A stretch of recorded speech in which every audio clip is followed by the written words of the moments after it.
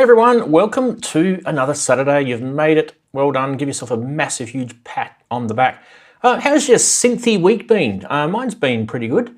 Nice to have you. There's only a small little crew joining us at this stage. It's just hit 8 o'clock at night here in my beautiful city. It's starting to warm up now, which is much needed for me. I get sick of the cold weather here. We Australians, we like it warm. How's everything going in your part of the world? It's good to see that we've got a nice little gambit of people from around the globe. It looks like Andy's first. Keith in Watford, big hello to Keith in Watford, one of our channel members. We've also got Future World Machines, another one of our channel members, so awesome to have you guys. Brett Lemmings is here. Nice to have you, Brett. Half God, a half beast. Hello, he says. Bert's there, ASIO Head, nice to have you. Lady Aptitude, good to see you. And the children of the Rands. Makeshifter, big hello to Chris. Merbert and Roy. Culture of Ghosts. And Kent, who seems to be freezing his tatties off there. Nice to have you all here and joining us today. So, as they're all popping in and saying hi and getting their name on the screen, I'll leave it up there for a sec. I just happen to believe that... Yeah, we are good. We are very good. Okay, cool.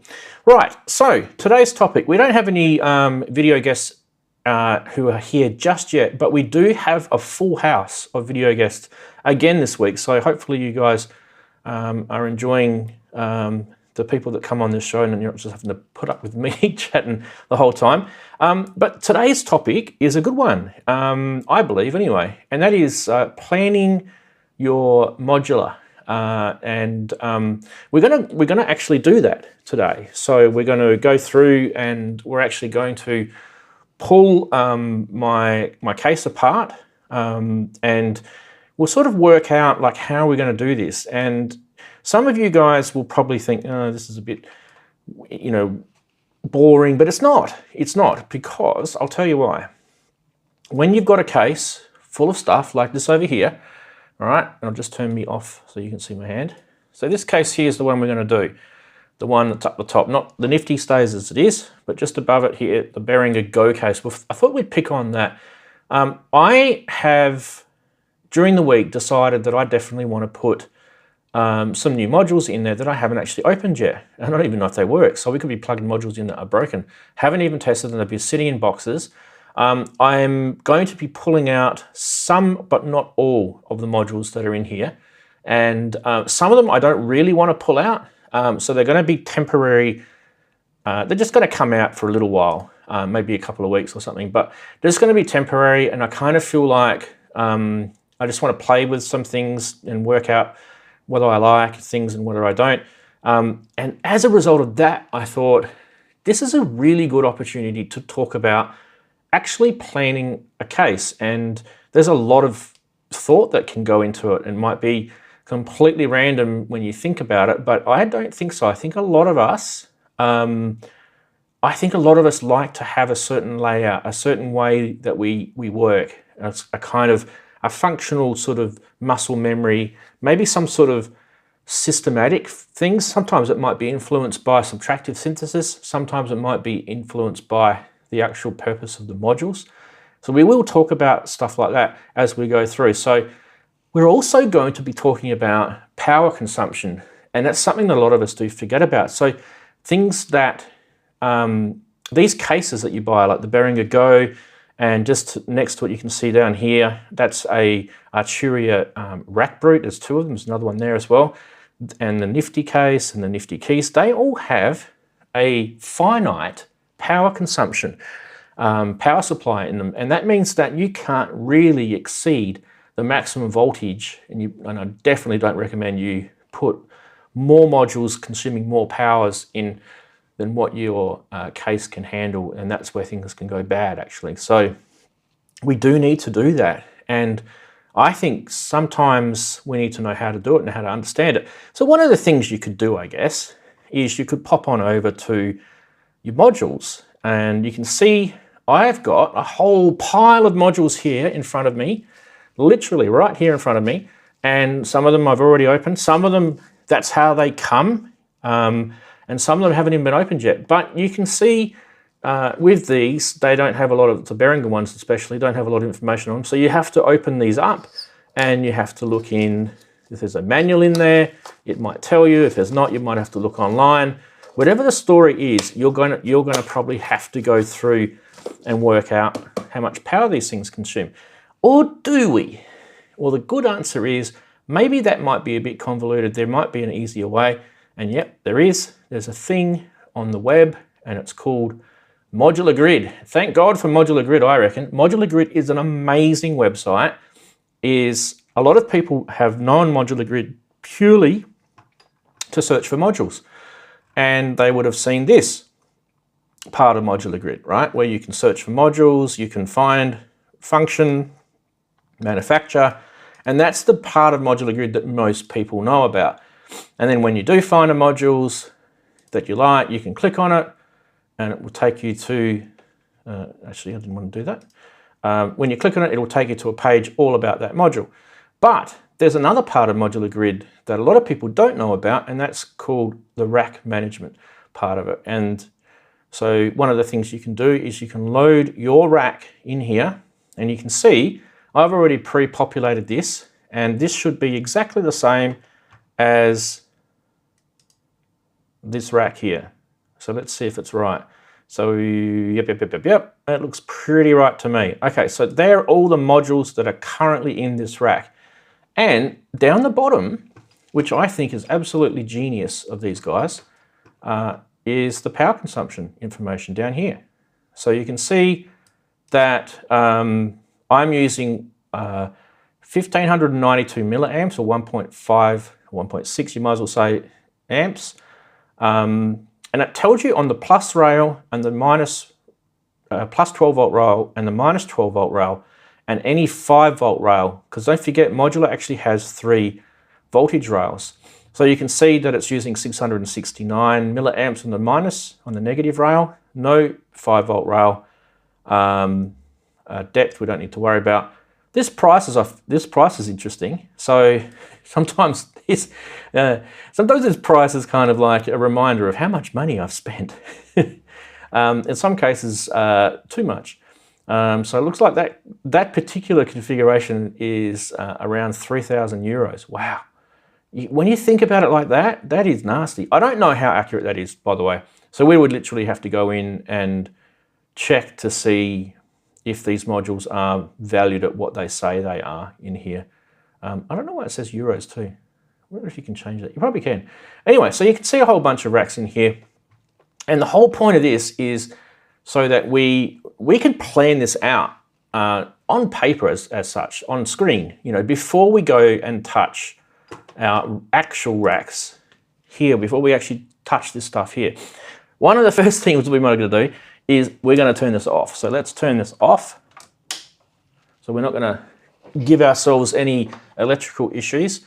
And also you'll notice there's a whole bunch of cables plugged in. So I'm using a lot of this stuff already.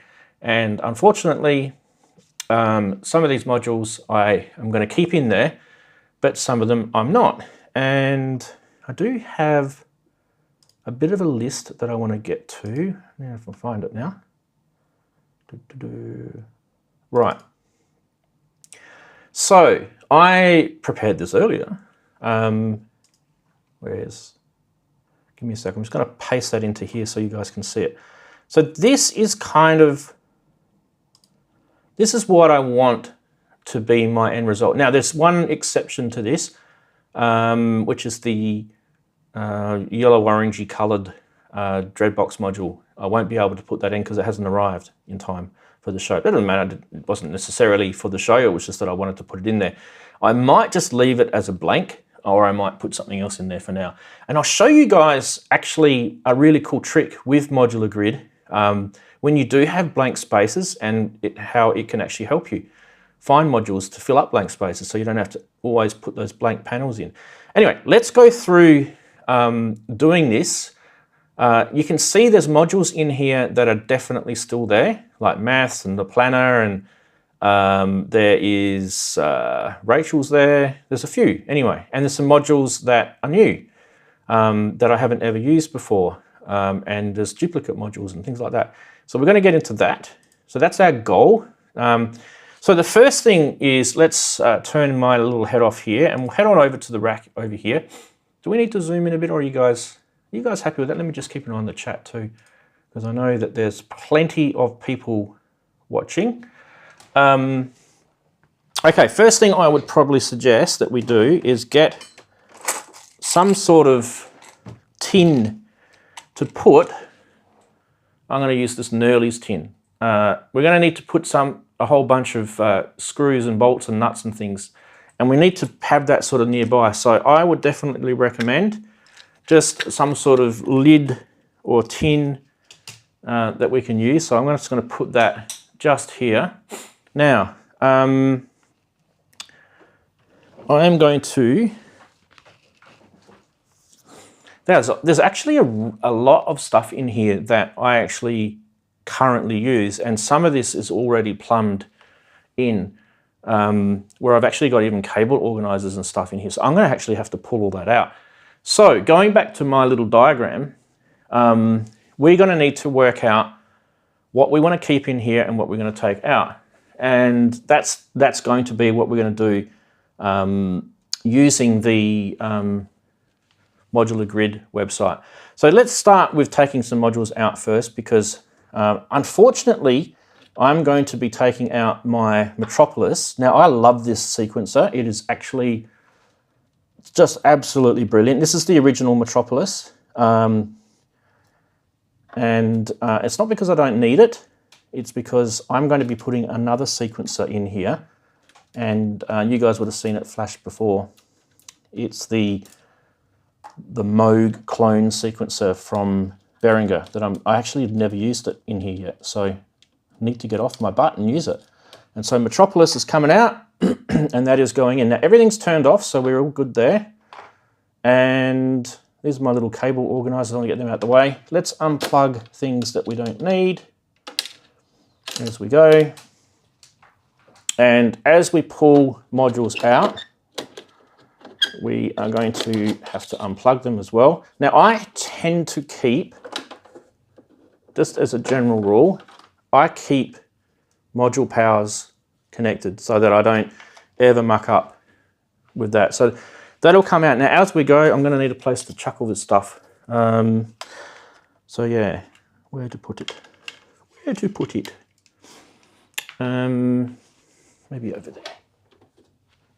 And as you see, as we're pulling some of this stuff out, we're not going to be needing it, and you know, as we go. So unplug some of the patch leads. We definitely don't need those.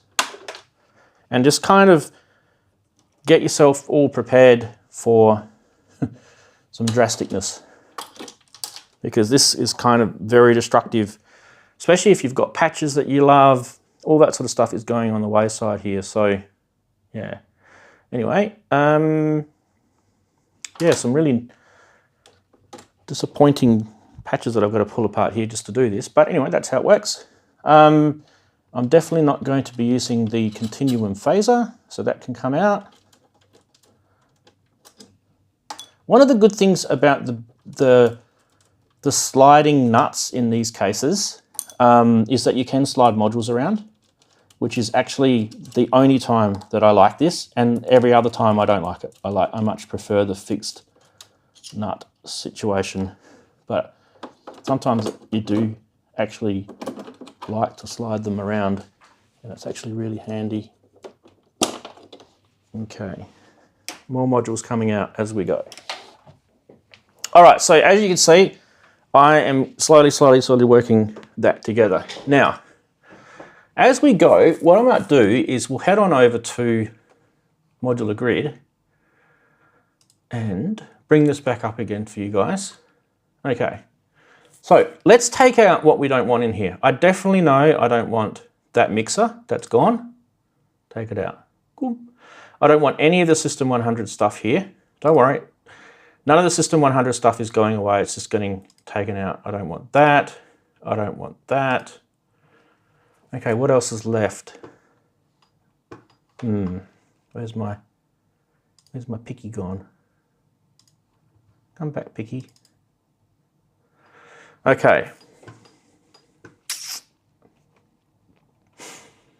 I don't want, not that I don't like any of these modules when I say I don't want the System X envelope controller. I'm pretty sure that's going out. Cool. Now, I'm pretty sure most of the rest of that stuff is staying in. Okay, good. Is the filter staying in? Yep, filter's staying in. Now, some of this stuff is going to get moved around, but as you can see, it's already adjusted down here, the power consumption. But now we need to go into adding modules in to what we want to put in here. And for me, I'm going to make it really easy because I've already pre-planned it. But if I go down to here, I've already loaded under my modules, my own modules, right? And the cool thing about this, you will see a 1 next to the modules that are already in that rack, okay? Do I want the brains in there? I don't want the brains in there. The brains is coming out as well. Brains is out. All right, cool. Don't worry about where these are positioned at the moment. We can just move these around. Definitely the multi-tap delay will stay where it is. Now, my planning of this is going to be a couple of different sort of things I want to achieve out of this. So what I want to achieve out of this is I want to bring, so I've got the stereo multi-tap delay, which is there already, but I want to bring clouds into here. In fact, I need to turn clouds off because it's in another rack. So I'm going to bring clouds into here. You can see me actually unplugging clouds right now. And we'll talk about clouds in a sec with its, what it's being used for. Wow, that was tight. So I'm going to bring clouds in here, and I'm also going to need a mixer which has two sends and 2 stereo returns. And there's a reason for it, because the other mixer that I've got in my other rack is already being used with 2 stereo effects units. One's the Magneto. Geez, these nuts are tight. Keep these up. Myself, too strong. There we go. Magneto's is already in the other one, and also I've got the FX Aid, which is kind of like a stereo reverb effects unit on the other one. So I want another mixer where I can pipe stuff into that has stereo returns, and I think that's very, very handy indeed. Okay, so there's clouds. We got that ready. I'll put that over here for now. Just gently rest it on top of there. Don't worry, nothing's going to get hurt. Okay, so let's go down to our modular grid and find clouds. There's a couple of ways we can do this. I don't have a million modules, so it's just change that to alphabetic, and you'll find it pretty quickly. There it is there. So you just click plus there, and it adds it automatically. You see it's already put a 1 there, and there she is up in your rack. Now, I don't want it up there. I want it down here. It's because that's actually near me. That's physically near me, and I'll show you what I mean. This is more to do with an ergonomic thing. That means clouds will be here and multi-taps here. It's near where my hand is, it's near the keyboard. So that's actually useful for me. So we'll go back. We're kind of planning where things are going to be located. Notice too, which is really cool, is it shows you how much space is next to the module that's next to it. So you can move these things away, and it tells you how much space you've got in HP. I really like that. It's a really, really cool system. Okay, I definitely don't want planar 2 up there, but it is going to be moved. Where is it going to be moved? Do we want Punk in there as well? I think we're taking Punk out. Punk's going. Punk's going. Sorry, Punk. Static's going down. These oscillators are going across here. I want Rachel, which is a ring mod, to go across here. Sorry, this is not moving the right way for me. So Rachel will go next to clouds. That filter can come up here. Static can go next to Rachel, which is a noise generation module. Maths can stay kind of there. We'll need to move that. The oscilloscope can be kind of here. How much is that? No. Move that a bit over. So we're just sort of just mucking around. This can be a little bit painful getting this right. Now I want to put the mixer up here, and also I don't want the ARP. The ARP can go down here. I'll definitely be using the ARP. All right, next one is I want to put the Mix BX module. So that is there, bang. And that's put exactly where I want it to go. So next to that was the Planner 2. That's like a modulation control type module. That maths I definitely need. I need some sort of envelope generator. Now we're going to move these across a bit. So we're getting close to almost finishing this, right? And we're just keeping an eye down here on the voltage. Okay, so far so good. The next thing I want to put in here is I want to put Batumi and the little potty extension for it. And I've got that just sitting right here. So that's the potty and Batumi modules. So we'll go down alphabetical. Batumi shouldn't be too far. There's Batumi. Put that in, and potty will be way down here somewhere. There's potty. So those two go together. Now where did it put those? It put Batumi there. Potty there, so potty can go there. Now we can move these across properly. There. Filter. And that. Next thing I want to do in this 20 HP spot is I want to put Sid Guts Deluxe. So that's right down the bottom somewhere. Sid Guts Deluxe, where are you? Maybe it's not. There it is. That can go up the top. So there is a little gap there, and I'm just wondering what that gap is for. I'll just leave it. 1 HP gap, I'm not too worried about. Okay, so what are we going to put in this area here? This is going to be the Behringer sequential controller, the 960, and also the 962, which is a sequential switch. So you can see that I've got, I'm trying to find my mouse. I've got the big Behringer controller box here in the sequential 6. You can see it underneath all this stuff. So that's all got to go in next. So let's chuck that in, and there it is there. And then there's the sequential switch, which is already in. I accidentally put that up there as I wasn't paying attention. There we go. So the switch will go there. Now remember what I said before? I was going to put the, there's a gap, a 10 HP gap here. I was going to put the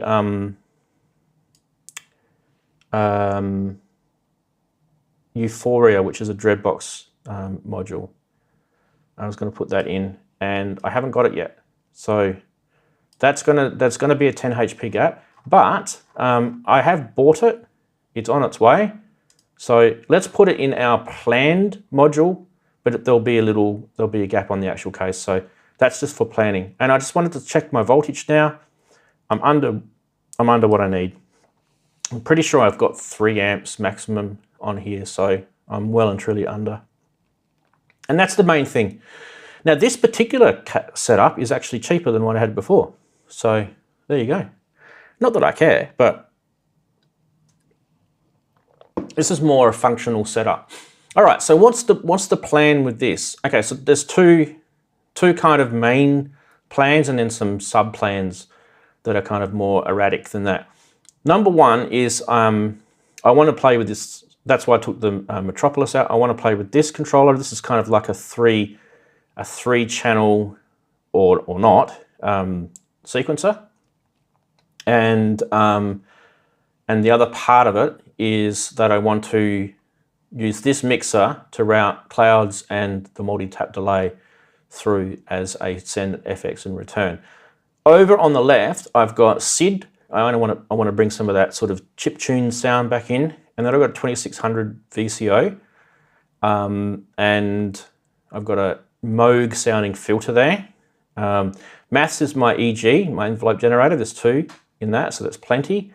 And Batumi is my LFO with some extra things. And I've also got Planner 2 if I want to sort of do any sort of hand modulation. The noise source and the Rachel are my,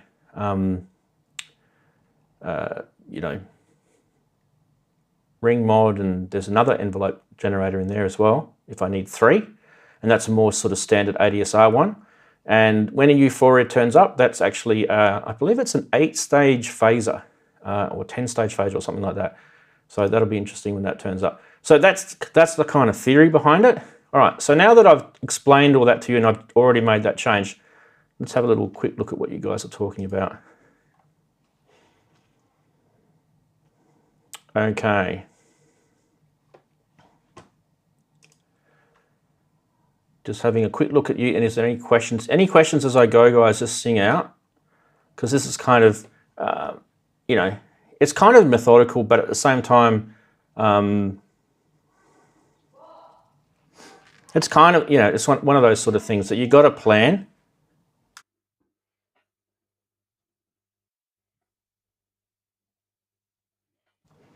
Okay, right. Let's go over to the rack. Brooksy's just turned up. Hello, Brooksy. Yep. Right, let's go over to the rack. Which rack was I on? Where am I? Here. Okay, you don't really need my face anymore. All right, so now I've got to pull out a whole bunch of modules. And maybe while I'm doing that, you guys don't really need to see me do that, do you? You believe me?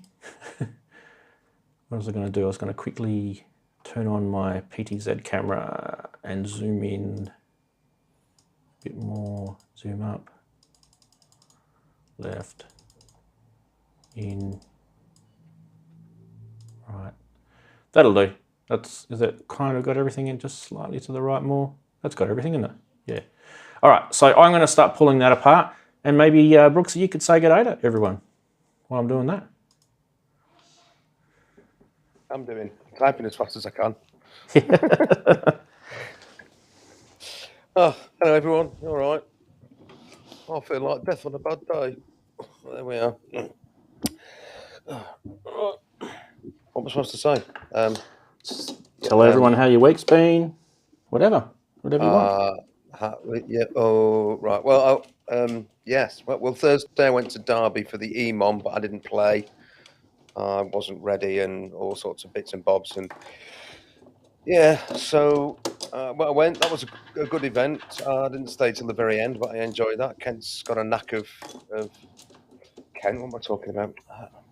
Kent's amazing too, but I meant Jim. Jim's got an amazing knack of putting these things on. He's done a real good job, and there were some people up there doing their first ever sort of performances, which was good. Simon Greatbatch, who's often in the chat and things, he did his first one. Nice sort of upbeat, housey sort of set, and he's got chops just like Jamie. Can play. Oh, he can play well. Yeah, it was. It's nice to have chops, isn't it?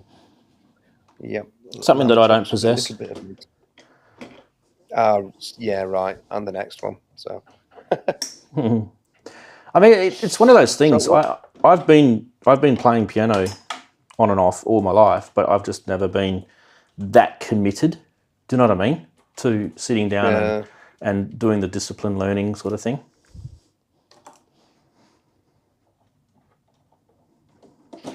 You're.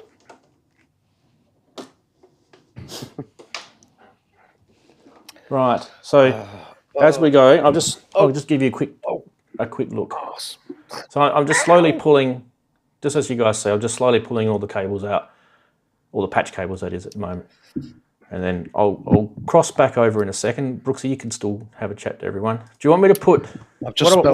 I've just spilled coffee down my front. I'm trying to get this mic in a position where it's not in the middle of my face, and I've just caught my coffee cup, which is ridiculously big, on the back of the... Ouch. Yeah. Yeah.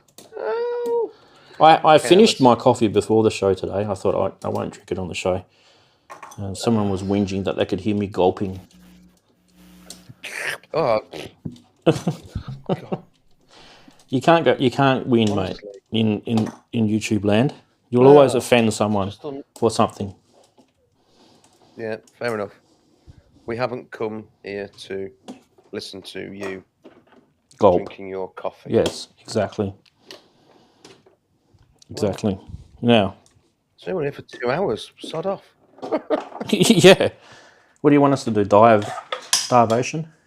Yeah. Tomorrow's going to be interesting because tomorrow I am actually going to Leeds to a sort of recording studio and rehearsal space off Kirkstall Lane to join up with some other people from Hardware Jams. And this has been arranged, it was arranged ages ago, and it sort of crept up until it's here. So I'm going to go up there, I'm going to take the Modular, I'm going to take the Beat Step Pro and the Key Step, and I think I'll take the Pro 1 as well, as it's a special account. Are you repairing your car in there or something? It's Me? You heard the door open and close. My kid just walked in, thinking didn't completely forgot that I was streaming, so I just told him to go. Never mind. But you can hear me unscrewing modules and things. Yeah. Right. Well, let's watch you unscrewing modules. It's always fun the dismantling and putting together of a case. When my new one arrives, I'm going to have to do all that myself. So. Well, yeah. I mean, I'll show you where I'm up to. Andy's turned up too, by the way. That's where I'm up to. I'll just disappear you for a sec. So I probably missed what you were going to say. What are you taking out and what are you putting in? Yeah, I mean, you're about to see. So I've taken out the Metropolis, and I'm taking out all these System 100 modules for now. Mm-hmm. Don't worry, they'll all go to a nice place. They're not going to be unused. They're definitely going to be used. And then I'm putting in the 960 sequencer. So that will go, but that'll go down here. Yeah. Okay. There's a few other things that have come out. But I'll move some things around in a sec. But that's basically what I'm up to. I'll give you guys a quick refresher of what I was looking at. In that is this. This is the plan, Jan. This is what we're planning to do. Okay. So it looks like most of you guys have arrived except for Darren's not here yet. So why don't I...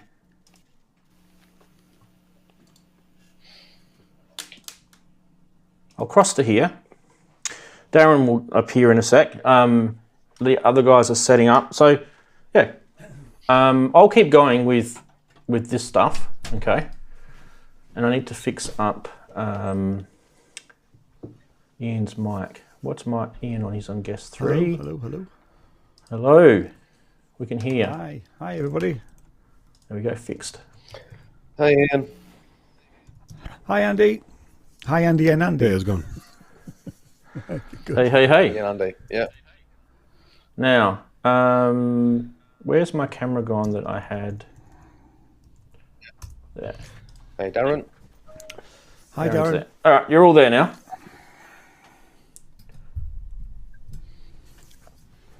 All right, so let's pop over to here again. Andy. Hey, Darren. Ranzee. Everybody. How are you, mate? Modular. Who wants to see my back?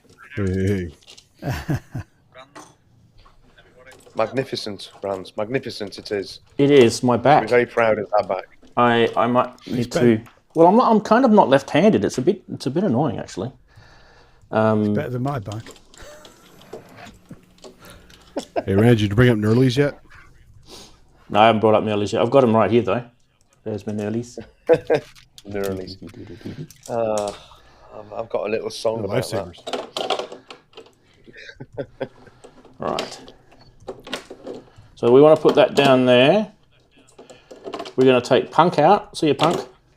I'm just going to pass the Punk to Brooksy. Brooksy, just grab that. Yeah, there we go. Just grab that. Got it. Yeah. Can I borrow Wouldn't it be cool if we could do that, eh? That'd be so cool. You can do that obviously with V-Rack and stuff like that, but not in real life, which kind of sucks. I think we're almost there in terms of taking modules out and moving them down and things like that. So one of the bad things about the Behringer Go case is like I said, one of the good things about it is one of the bad things about it, and that's the sliding nuts. So this is where it becomes bad. But the other bad thing about the Behringer Go case, and you'll see it right now as I'm pulling this module out, is that the power bus board, any modules sitting below, you have to push up into there. So it's really annoying. So if you're all these modules up top are full, you literally have to pull a module out just so you can see, or use your finger to try and feel where that will go. So that is kind of annoying, kinda. And filter goes up there. This is going to move. I'm taking everything out because everything's moved. So I'll end up having to screw it all back in. But you guys will see the end result. And it's probably not the most riveting viewing, but you'll see the purpose of this in the end is actually kind of cool. We are riveted, honest. Good for time lapse. Yeah, we do need time lapse, don't we? Anyway, that's going down this way somewhere. Brains is coming out. See your brains. And I literally have a pile of modules over there that's precariously sitting on top of something. I'm just going to go back to you guys for a sec. So can you see it? Look, just sitting on my HD. Oh god. Wait, maybe I'll go to here. You guys can see it more. See them all sitting on top of my hand tonic. They're just sitting on there precariously. Probably not the best idea, but at the same time, I also have a pile of modules sitting in front of me there that are about to go in. So what we can do is we can worry about where they go later. Trust me, I have a drawer system right next to me. Literally, you can actually, I'll show you. There's my drawer there, and there's like a whole tower of drawers here. And down the bottom of those drawers there, I have all my modules where I store them. So they'll all go nice and neatly in bubble wrap like this in my drawers. So don't show us your drawers, okay? So. I'm not going to show you me drawers. All right, so what's the plan? The sequential mixer and all that sort of stuff. Now I was going to use I thought I was going to put the 505, the SH5 filter in. We talked about that the other day. Come on, focus. There you go. But it doesn't look like I'm using that, so that's going back in. Yeah. Sometimes I get to a point where I can't use things because I haven't finished making my custom case yet. And the reason for that is just life gets in the way, if you're wondering. And I'm not very good at woodwork. Both reasons. Okay, so there's my SID Guts Deluxe, which is a Commodore 64 SID chip there. That's going to go in. Where did we say that was? Top left, didn't we? The only thing I don't like about top left here is that tends to mean that I'm not going to use it as much. So that may change, but for now, we've made that decision, and that's what we're sticking to. We've got to take planner out and move it. And we've got to take ARP out and move it. Now, how often do you guys do this? Just out of curiosity. Now, I know, Ian, you're not a modular guy, so this is more for Brooksy and Andy. I'm excluded from this bit. Yeah, I understand, and that's okay. Yeah. Well, judging from this picture, almost never, so. Is that what was there 6 years ago? Case apart. This is a good time to talk about customer service. Yeah. I bought an IntelliGel power board. I bought the wrong one because I didn't read properly, but I wanted the Pro Max board, and I just got the Max instead, or whatever it's called, and it's meant for the 84 7U case, not the 104 7U case.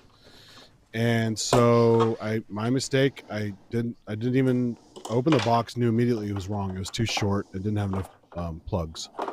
So I sent an email to them, said, hey guys, my bad. I need to, if I can't buy the other one, which apparently I can't, they don't have enough parts to sell them separately. So I said, I just need RMA, send this back, because it's in Canada, right? And I'm not just going to blindly send it back and hope it just gets seen and refunded properly. Yeah. Guy says, hey, no problem. Let us know. I replied, nothing. Replied, got busy with work. Next week, replied, nothing. I think like 3.5 weeks went by after multiple replies. I even resubmitted a request on the website. Nothing. And so I went on Twitter, and people hate to be blasted on Twitter. So I said, hey, guys, I'm trying to do a return now for about a month. I didn't use it. It's the wrong board. Please help me out. Simple exchange. Just, return it, give me the money back. And they basically said, oh, hey, we tried to contact you back in August. And I said, yeah, I know. And I replied to that and never got a response. That's why I'm here. And then, so I'll try it again. So I tried again. It's now been 7 business days since I did it again. No response. Wow. So I just tweeted again, and we'll see what happens. But I mean, give me a break, right? It's just a simple return. I'm not asking any complicated questions. I'm not like, being a newbie about it. It's just give me my goddamn money back. Yeah. And I mean, if the distance selling laws are the same as they are in the UK, you have the right to get your money back. For whatever exactly. reason. Yeah. It's just I think it's the same. And it's not even a lot. It's like $250 $250 or something like that. But it's just the principle of it. It's like, where's your customer service if you can't even do a simple return? Yeah. Well, it stops and you no communication other than the first message. Yeah. Well, yeah, and I love their other products, people because you're talking about it, which is Yeah. Well, that's why I wanted to bring it up here, because I love their product, but at the same time, I'm getting burned by them at the very moment. So I'm not too happy with them. So. No. Well, at the end of the day, It's all about customer we're just all users, right? All of us are users of gear, and none of us have any corporate alignment to any company. Well, I speak for myself here. I'm gathering you guys are all the same. Maybe Ian might with some of his deals. I have an allegiance with Korg, but it doesn't stop me saying what I want to say, because I would say it to them. The only thing that occasionally happens is like with the Drumlogue, which I know you're going to come on to. There was an NDA till 5 o'clock on the 15th. Actually, I didn't get the email till after that. So occasionally I got things that I can't talk about, but generally, And I mean, to be fair, Korg, one of those companies, they want to know. When I've been critical of them, we've had email conversations about sorting problems out, and that is good customer service, Well, it helps you and helps the customer at the end of the day, and they want to sell the product. Exactly. Yeah. Well, word of mouth is huge in any industry, right? So if you start telling friends and they tell friends and so on about a bad experience, even if it's isolated, turns out a lot of times it's not isolated. They go, oh yeah, I heard about that too. And all of a sudden, the company's kind of screwed. So you can see some of these I've never even opened and never used, and they've been sitting here. Is this like a Ranzee? Look what I've got. Ha ha! None of you've got anything. If that's how you think, Darren, go for it. This is about planning, mate. Planning. So all of us go I've been through. planning to say to buy something for years. Yeah. Well, we're going to have to send some people to your Bandcamp page and get them to buy some of your wonderful tracks, mate. Hey, I've noticed. Well, just talking on thinking, I noticed that all this year, I'm not my subscriber count, right? It stayed until today. It stayed at 265, 264, 265, 264, and I was just wondering whether YouTube had put a limit on how many subscribers I could get. No, you'll have you'll have people that leave YouTube, and then you'll have people that stay. So that sometimes can cause that to happen. It happens with me as well. There's also, I mean, what can sometimes happen is fake accounts will be deleted by YouTube, because I've had that in the past. Yeah. So you might have a blip about 3 or 4 disappearing in one day, but actually what they probably were, they were fake accounts, you know. But I depend on my fake accounts. Yeah, I get a lot of fake accounts. It's a real thing. Isn't that a thing of beauty, isn't it? I know, Brooksy, you've already got one of these, so you're probably thinking, whoop-de-doo. But isn't that a thing of beauty? Lovely.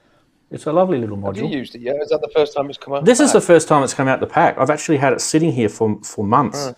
I don't know. When did I tell you I got yourself. it? Yeah. Just brace yourself. I'm telling you. Right. Bracing. The gate trigger is not called gates or triggers. It's called oscillator. Yeah. So just bear that in mind. I've got the switch. Sorry, it's over on the left. Yeah, the switch. That's cool. How many HP is that anyway? Is it about Too much. I'll tell you. 750. It's massive. It's 56 HP, 56 HP, and if you add the HP sequential switch to it, that's 64 HP. Yeah, it's pretty big. Yeah, that's perfect for a Pod 64. That's all right if you've got a enough. cheap case. If you've got an expensive case, it's not so clever. Nothing wrong with cheap cases. The thing is, it's there's nothing wrong with cheap cases. That's why it's best getting a cheap case. Yeah. Well, the Behringer Go case is actually really good. It's a really good case. Right. I can't fault it. No, for that reason alone, like if you've just bought an expensive case or a fairly expensive case, and then you whack that in it, then you've like used quite a lot of your expensive case up. All right, so there's a little bit of a plan here. What are we? Oh, we're missing Batumi. Batumi. Love the name of that module. Up almost half the bottom row of the Go case, and the Go case is pretty big. You know, it's 140 HP. That.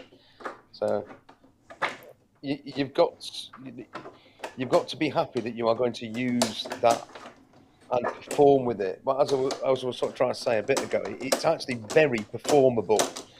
The only real problem that I find with it is its overall tuning, and I don't mean sort of it's where you're starting from and things like that. And if you want it right at the bottom, how you keep that as a C, and it's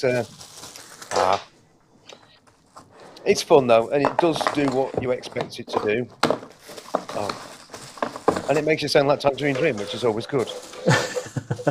I think that's Batumi. Yay, there's Batumi. So Batumi and the little potty thing next to it. A weird name, isn't it? So that's going to go in next. And what does that? All their products have weird names. Porty. What does the porty do? It's a breakout. It's a breakout. So basically, what it does is it switches between like resetting, syncing, and there's a couple of other symmetric functions that it does that helps the LFO side of it behave nicely. It's a pretty decent thing. The cool thing about it is that it connects up the little potty thing there, connects up to the back of the Batumi module there. So you don't actually have to give it another module. But now that I said that, I'm actually going to have to. Another power I meant to say. Now that I said that, I'm going to have to do it here because I want to show you guys. So, it's got a little black mark there, and I need to make sure that I put that where it says it needs to go. Right. So yeah, that's the next thing. Let's go back to you guys. Now, why don't we say hello first to Andy? How you going, mate? How's your week been? Hey, everybody. Flu's going away, so I feel much better. I'm only hitting the cough button a couple times here and there. Good stuff. Just work. Going to see Rammstein in about a week. Yeah, that's going to be exciting. Also going to hang out Perfect Circuit and see Dr. Synth and some other folks down there while I'm down there. would be nice. Yeah. And then Are they videoing bunch of that, other or is that stuff. just a hangout thing?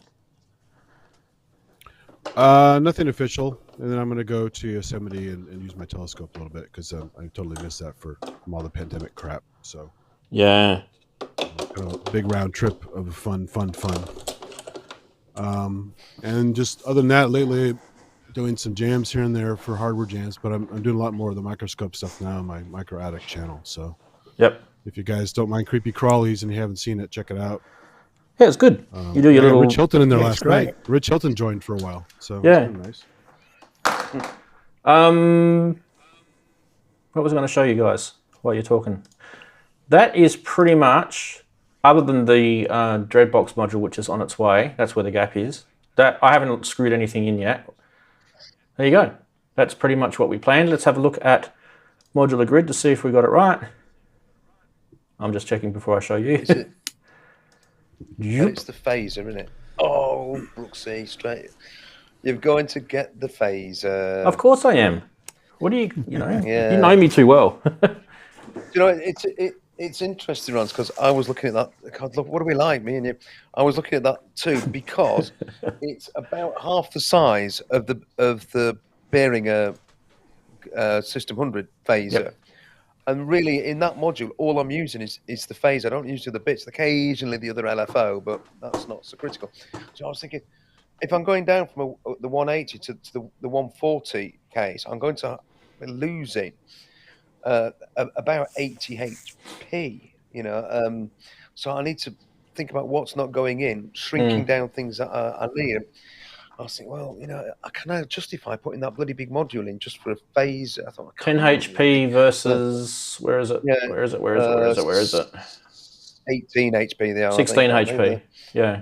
16, I think, right. So you're getting 6 HP. That's another small module. So that's And worth bearing in mind. it's a different phaser for too. 80 quid, you know. It's a different phaser. So I mean the Euphoria is at what did I say it was 8? Or I think it's either 10 or 8. I'm pretty sure it's 8. It's an 8-stage phaser, and It's about, like I say, it's about half the size. and then you know, you can muck around with the stages on it.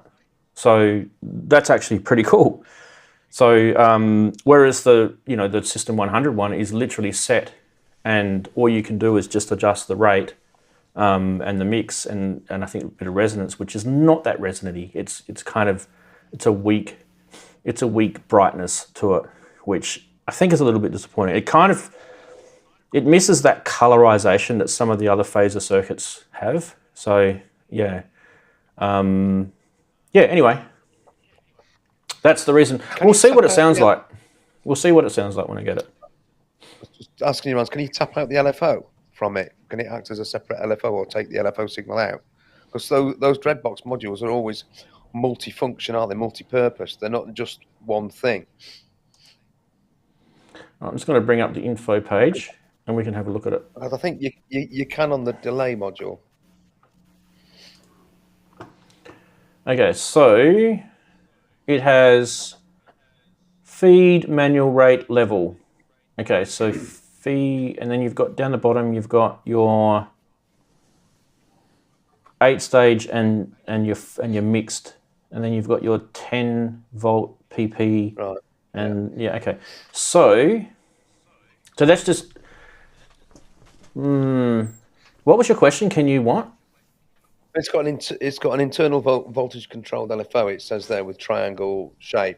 I was just wondering if there's a way of tapping that out to use it as its own LFO. No, there's no out on that. There's a CV control of that rate though. Okay. Yeah. Hang on a minute. There is an out. That's it there. Because I'm just looking at that. It says level. And then there's a potentiometer, and above it there says out. So I don't know if you guys can see that. Let me just click on that. Of the LFO, yeah. There. So there's the LFO section there, the 2 on the right here, right? That's the LFO. Yeah, there you go. It does. Yeah, it does have an out. I thought it did. Yeah, there you go. I thought it did. That's why there's always an extra thing that's in it.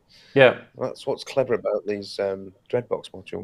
Well, I mean, for me, the 2 that's actually a bonus. But the two cool things is down the bottom here. How you've got your standard mix, but you've also got your 8-stage. And that's gonna give you kind of two different sounds, two different effects. Sort of interesting stereos. Anyway, get my mouse back. It's on the wrong computer at the moment. Bring you guys back. Exit forward. No, I just want to go back. There we go. So the next stage is, as I was talking to you guys before you guys all joined up, and I'll go to Ian and Darren in a sec to say their good days. I just want to kind of get to the back end of this planning thing. We were talking about power requirements of modules and things like that. There's no way now that I've done this method a few times. There's no way I would populate a whole case and go to the pain, as you saw, I was just doing it live just then, of pulling modules out, pulling modules in, and then realizing after you've done all that, it's too late. You've exceeded the power requirements of the case that you're in. So that's why I'm making a really massive big point about this. Do not exceed your case's power requirements. I think, Andy, you touched on it before about power. So if you have, some cases actually give you two or three different power supply options too when you buy them. So the generic brand ones like Arturia and Behringer and those sort of ones, they don't. But some of the more sort of boutique-y modular manufacturers, they give you options. So be careful, is what I'm saying. And obviously the most obvious thing, and we can't stress this enough, I'm just going to grab one, is please be very careful with these ribbon cases. Let's do this in front. This is so, I think this is an education thing that everyone needs to get drummed into them. This is the killer of modules. See that little red stripe there? That red stripe is the most important thing on your ribbon cable. And if you get that wrong, you can fry a lot of your modules. Now, luckily for this particular case, this is keyed. So you can see on the plug itself, it's keyed, and on the socket it's keyed. So you really can't stuff that up. Unless, of course, you use the wrong ribbon cable. That could happen. You could have a ribbon cable which is wired the opposite way around and still keyed correctly, right? And it's generally the same thing that happens at this end as well. So it's keyed, okay? So that is crucial. And as I say that, knowing my luck, I've probably done that, because when you're distracted and doing streams at the same time, I definitely could have fired something in there. You have to trust. Well, I mean, most modules these days seem to come with keyed connectors on the back of them. And the Behringer Go case, they're all keyed power connectors. So in theory, it shouldn't go wrong. The real danger is actually when you've got a power connector on the back of a module which isn't keyed. And sometimes it can be really difficult to tell where the plus 12, minus 12, which way around it is. And you get right, then you have to go onto the website and have a look and find a diagram because they haven't put a manual in. Are you listening? So we've got a couple of minutes. Couple of minutes to go before we'll start the main show. I just want to quickly show you guys. That's where I've got up to. I haven't screwed anything in. I haven't connected all the modules into their power sockets yet. So I'll do that after we go to the other end of the main show. Before I go any further, though, I do the ribbon cables. I since the modules come with ribbon cables, and I have plenty without the shrouded headers, I often leave the ribbon cables connected to the modules as I move them around and take them out. Yeah, that's what I was saying before. About the module side. Yeah, I missed that. Sorry. So you saw when I brought out that module before, just then with the overhead shot, it actually had the ribbon cable still connected. I tend to leave them in bubble wrap like that. Now, before we go any further with this, I do want to quickly give Darren and Ian a quick hello, and then we'll start the main show. Ian, how's your week been? Good to see you, mate. It's been a good. Thanks again. Good week actually. Did an interview with a guy. I don't normally do interviews on my YouTube channel, but there's a guy called David Joseph who's got a band called Held by Trees. Now, I am a massive Talk fan, and this guy has put an album out, and what he's done is self-financed the project, but he's got quite a lot of the original musicians who worked on the last 3 Talk albums, including the guy that mixed those albums, to work on his album. So I contacted him, and we ended up. I thought it was going to be a half-hour Zoom call. It ended up being nearly about an hour and a half. So it'll probably end up being about 3 videos. But so that was a really good day yesterday. I'm working on an album because I haven't put an album out since 2019. I've been working on it for a while, but I've sort of did it, and then I like to work on it for a while, come back to it, and then come back with fresh ears. And I tend to work like that on my own stuff. So the plan is to get it out before, well, it'll be December is what I'm looking at. So probably about halfway through it at the moment. Cool. That's awesome. I'm really excited to hear that. Yeah. Now, Ian, I do want to tell everyone that Ian's asked now to be a regular on our show, which I think is actually really, really cool. So we kind of Ian's got a couple of things that he does, and Sinner's music is his business. So he has to make money during the week. So let's plug it. It's sinnersmusic.co.uk if you're ever wondering. And he's got a website, but he also does, so he's got a shop, online shop, Bandcamp, recording studio. So the other thing that you should also know about him, he does, actually I'll get you to tell us about your podcast, because I think your podcast is really, really cool. Yeah. It's called the Audiophile Radio Show. It is a podcast. It's on iTunes and it's hosted through Podbean, so you can get it on any sort of podcast. It's music. But the original idea, it originally started as a proper radio on a radio station, which was based here in East Yorkshire. That closed down probably 5 or 6 years ago, and I wanted to look for an alternate way of actually keeping it going.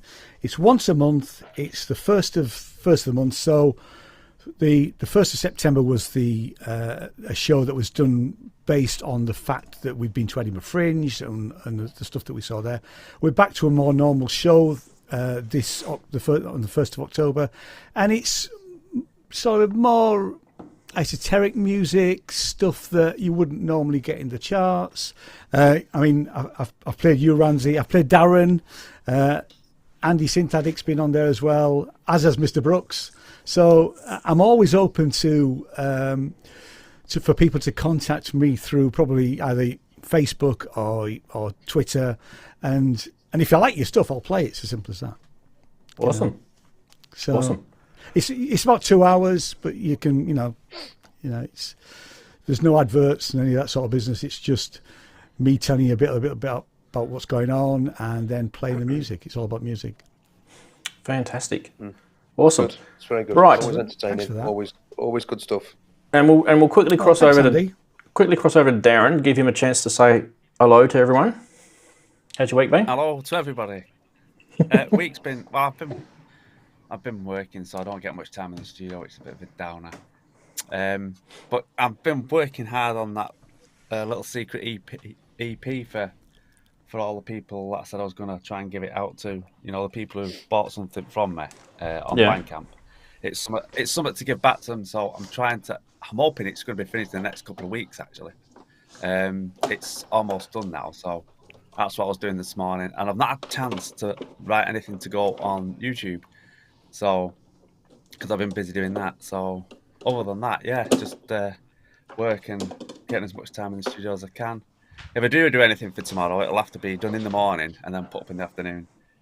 But yes, the little album or the little EP is, I was going to ask, how do you know? Sorry, am I not coming through? Yeah, we can hear you. Yeah, I can hear you. Oh, sorry. No. I was just wondering, how do you know when you've finished? Well, I've never finished, or do you like just everybody. Get to, No, we never finished. No, exactly. It's right. never just finished. Wondered. You get to a point and think, right, well, this little EP, for instance, this little EP that I've done for, because you'll be receiving it hopefully within the next week or two.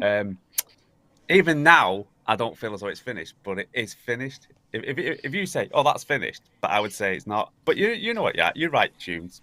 Ian writes tunes. They're never finished. When you go back to some of the albums that are on Bandcamp, if I go back to them now, don't ever go back. Actually, I'm not sure I'll finish that. Right don't now. Go back. Well, yeah, exactly. Yep. No, hence don't do the reason. Hence the reason why I always do a second album to sort of like think, well, I never finished that first one off how I wanted to, so this one will be. And it's just when musicians out when we never finish.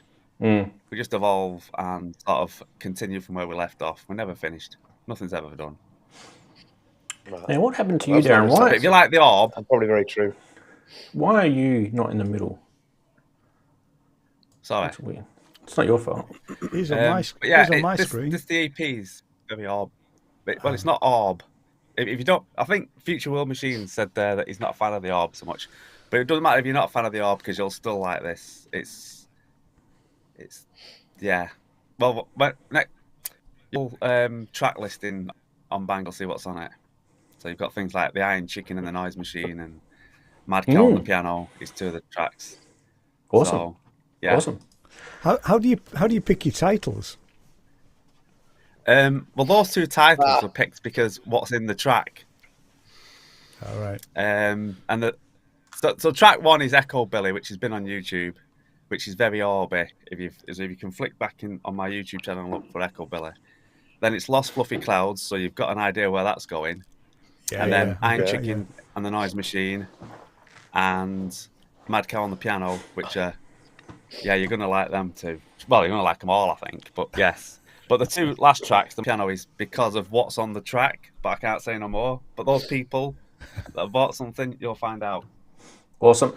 Naming tracks is an interesting sort of question. Yeah, it is. How do you do it?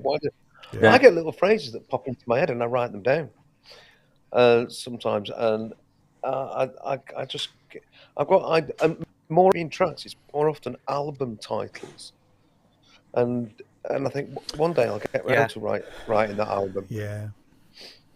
When I Based on did an my experience in a supermarket. when I did my album Link, I was always going to write a track called Link, and I never did. I never got around to it, and it was one of those things. Because I had this thing where, you guys know this, where you do an album and you should have the title track, right? Is kind of the thing about having the title track. But then I thought about it. I thought, but do we have to? Do we have to have a title track? Good question there, Ranzee, because the very first album released, the big one, the space one, which was 2121, I'd written that, and then I went, well, that's the point. I haven't actually got 2121 as a track anywhere on the 2121 album. So I actually went back and written a track just to call it 2121, whereas all the other tracks had meanings of space and stuff. This one didn't. Lady Aptitude says, I came up with the title Free Between to describe this little creation made in between projects using free instruments. There you go. Sometimes it's a little kind of play on words to what's actually happening. That's a good one. I like that. All right. Why don't we hit the news? Okay, so everyone, warning, there's a bit of news today, and we're going to dive deep into some of these. And you guys have probably been listening to it all week, so now's the time to get comfy in your chair, make sure you've got a beverage. We are going to get through the regular segments. The go button runs. Mm-hmm. Just before you press the go button, just to let you know, I'm going to have to dash shortly after 3. So about another hour. So yeah, you're right. Various reasons. So I'll just let you know. We'll hit funny side first, and then we'll hit news afterwards. So funny sides first. Here we go. This will only be short, this one. Yay, here we go. Student. What is after G? English teacher. H, keyboard plays. We don't do that here.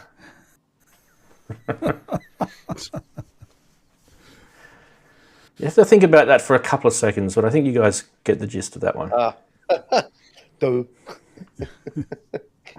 Yeah.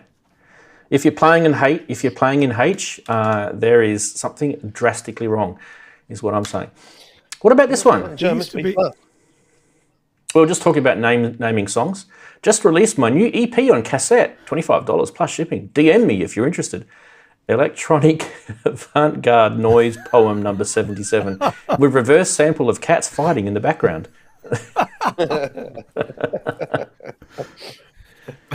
That's a 460-minute tape. And then there's this. Get in the car. We're driving to the mountains whilst listening to that USB of Doorless Jams that sound like poor imitations of Aphex Twins that you made. Best friend ever. Yeah. That's kind of how I feel when people listen to my music in their car. Next is when you're at the footy and you just whisper to the missus that you've bought another synth. You're quite proud of it, but maybe you should see what she's looking like.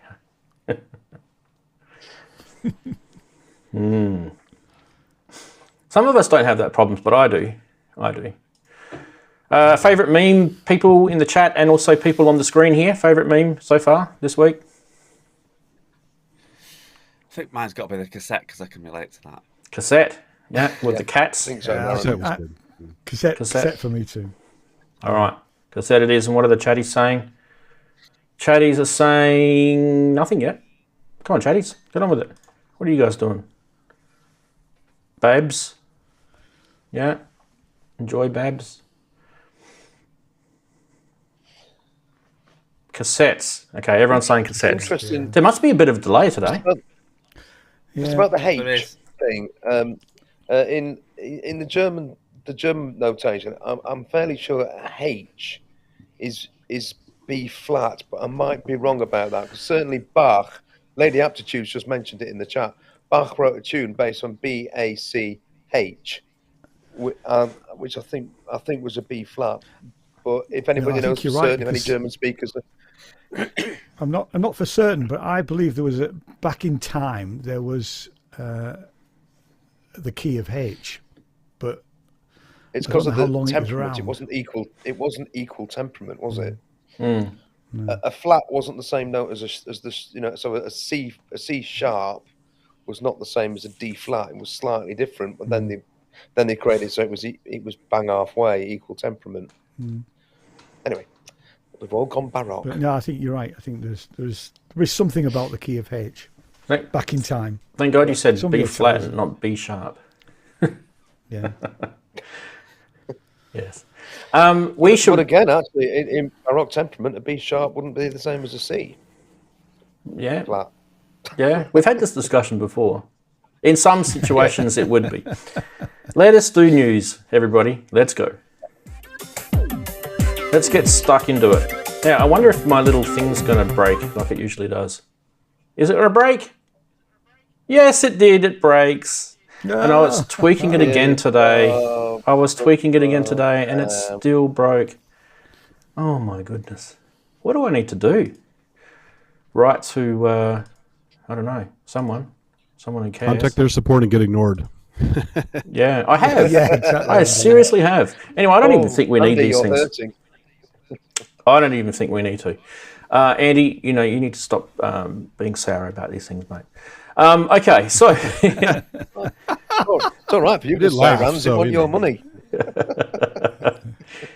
now this is the Drumlogue, and we've been talking about this all week, everyone. And guess what? We're going to talk about it again. And there's a reason why we talk about things that you've watched on all the other synth and music shows all week, and that's because I feel that we've got something to add. Now, let me just remind you why we have something to add, and that is because this is not a new subject for us. Would I like to remind you that on our 100th episode, where we had Lisa, Inky, we had Brooksy, and a few others, we talked about this. Let's have a look. Is this one.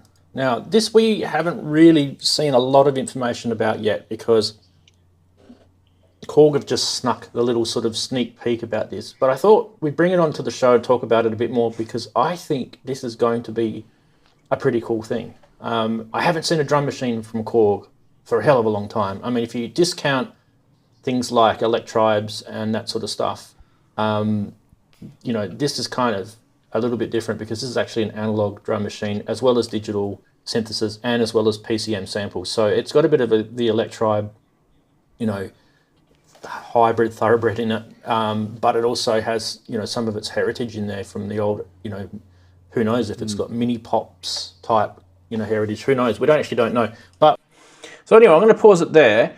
But we will talk about this again, and this time we will talk about it now that we know the full product and what it can do. Now, I will tell you guys, when you're watching this, if you're watching this on the replay as well, there is a blog article that I put up every week, and that article contains all the links to all the videos and the websites that we refer to, especially with the products. And it also shows the memes that we showed and everything. But there will be a link in that blog article that will take you to the 100th episode, right to the time when we start talking about it. I do encourage you to watch that again, because what's interesting is that was 18 months ago. And what we know about the product now and what we were saying about it back then, I actually think was quite interesting. And I think Korg listened to so this is the thing I think is kind of genius about some synth manufacturers that bring stuff out and show it at the prototype sort of stage before, and they sort of drag the development out, because I think they're getting some ideas from us as we're talking about it. And they can, 18 months, they can easily implement some of those ideas. All right, so what do we know about the Drumlogue is we know a lot about it now. We know that it is, and I'm just going to scroll up because I've got my notes here, and I don't want to stuff up. Quick recap of the features. It's 4-part analog with, now what they're saying, and I don't really know, this is where Ian, you can come in and chime in a sec. I don't really know exactly what they mean by this, but there's new analog circuits that have been designed by Junichi Ikuchi or something. Junichi Ikuchi. Someone will correct you me. tried to speak his name.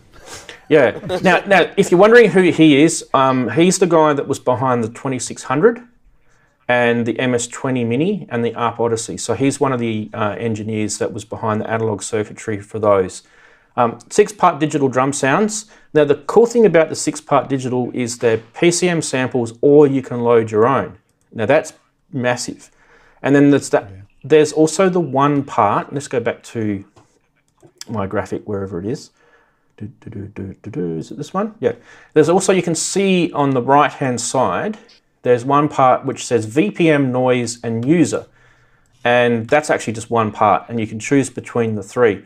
And that includes the Cinevibes Nano Synth engine. The user part contains an SDK, a software development kit for custom oscillators.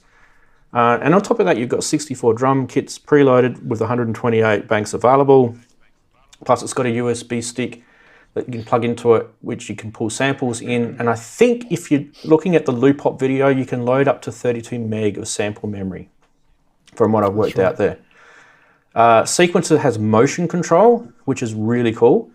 And, that takes that from the Volca stuff. Onboard FX with delay, reverb, master effects, like compression, overdrive, stuff like that. Now, the effects also has an external input that you can bring through to the FX chain, so you can plug other gear in, like a synth, and use the FX processor on the Drumlogue. The OLED display is decent, and it's built, so you guys notice that it's black background with white writing, so it's built for sort of darker sort of music, clubs, that sort of environment, and apparently it's quite good. Decent amount of assignable outputs at the back. Plus, it's got a master left and right as well, mono left, obviously. USB Type A, USB Type B connectivity, including a host bus for MIDI controllers, which is also really cool. And you probably would have noticed in the Loopop video, he was using a controller to thing it as well. MIDI DIN in and out, and it's also got your clock sync in and out. Okay, so that is the the geeky side of it out of the way. Why don't we have a quick chat about it? So we'll start with you, Ian, because you're a Korg person. Sure. And what can you tell us about it? I can tell you it's made in Vietnam. I can also tell you that they haven't got an actual date for availability in the UK, apart from saying before the end of 2022. That worries me, because the fact that I'm seeing other products coming through which saying they're going to be available from the middle of October, that sort of stuff. I just hope it does come before the end of the year. I mean, Kent's already ordered one. He's verbally ordered one from me last night. So that I am worried about that, really. I mean, the actual information, the actual technical information you got is exactly what I was sent on the 15th. There isn't anything else that they're actually releasing. I think everybody should go and see the Loopop video, because I thought that was I had a look at a couple of videos. The Korg's own video doesn't really sell it for me, the sounds. but at the end of the loop pop video, he goes through all the presets, and there's a lot to like about it. Personally, I've got a TRS-8S sat there, and I'm not so sure I would want both. If I was in the market for a drum machine, I would be trying the Roland, and I would also be trying the Korg, and then picking the one that I want. Yeah, that's the way I would go. I would actually, what I might do, I don't know whether they would, but I might ask them if they'll send me one to test, and I'll try a comparison between the TRS-8S. Yeah, you know, that would be nice. You know, so they might not want to do that, but anyway. Do you know what I got you there? Do you know if the analog drum parts have any sort of decent amount of mangling on them? Like there is parameter editing on each of the parts, right? That's one thing that we saw in the loop pop video. I'm just seeing what they've sent me. New analog circuitry, you've already said that. No, it doesn't. It's literally one paragraph is what they've sent. Yeah. So this could be an area for them to develop. This is kind of where I'm getting at with it. And I think Loop Pop hinted at that. That I mean, maybe it's wrong for me to compare it to the TRS-8, but you know, say you take the drum machine, the bass drum, and obviously you can mangle it in all sorts of different ways on the Roland. Yeah, I'd like to see that here. I don't think it's there yet, so maybe first firmware. There will be some firmware updates, I'm sure. You know. Yeah. There might even be a firmware update before we actually get it. Yeah. Now, out of you guys, who wants to talk about this now? During the week, I've been reading on purpose lots of different social media threads, Facebook, all sorts of forums and stuff, just to sort of get a general gist of what a lot of people are saying about the Drumlogue after they've watched the videos. One of the things that's coming back, and I don't know if it's everyone that feels this way, but a lot of people are saying that it sounds thin. Now, I've got a problem with that term because I don't think that really helps anyone because you've got to define it. It's hard on YouTube, isn't it, that? Yeah. I don't think you could really say that. Now, don't forget, too, this thing's got individual outs that you can assign for various parts as well, and that could definitely overcome the thin issue. If I'm understanding right, what people mean by thin is that it doesn't sound like it's thick in the mix. It sounds like the sound is very sort of tight and on its own, and it just doesn't fill the mix. I think that's what most people say. Anyway, who wants to have a comment about how they thought it sounded out of you guys? Brooksy? Well, I've got the Electribe 2 and the Electribe 2S, and the drum sounds on those sound very full and produced and track ready. And I see no reason why this should be any different. And having listened to the Loop Pop one, I thought it all sounded really good. In fact, I'm really intrigued by this actually because I like the way that Korg machines work. I have always my head's always been in that space. The idea that you can put your own samples into it is intriguing. It's not the box that I wanted to see. As Ian knows, I wanted to see an Electribe Pro with like full synth, full sampler, full drum machine, that full sequencer. I wanted to see a Korg MPC killer, basically. That's what I wanted. This is not it. That doesn't mean to say this is a bad box, but if it's coming out at around, I think it was about 575 or something like that, I think, Ian, am I right? But 525 UK. Yeah, 600 US. All right.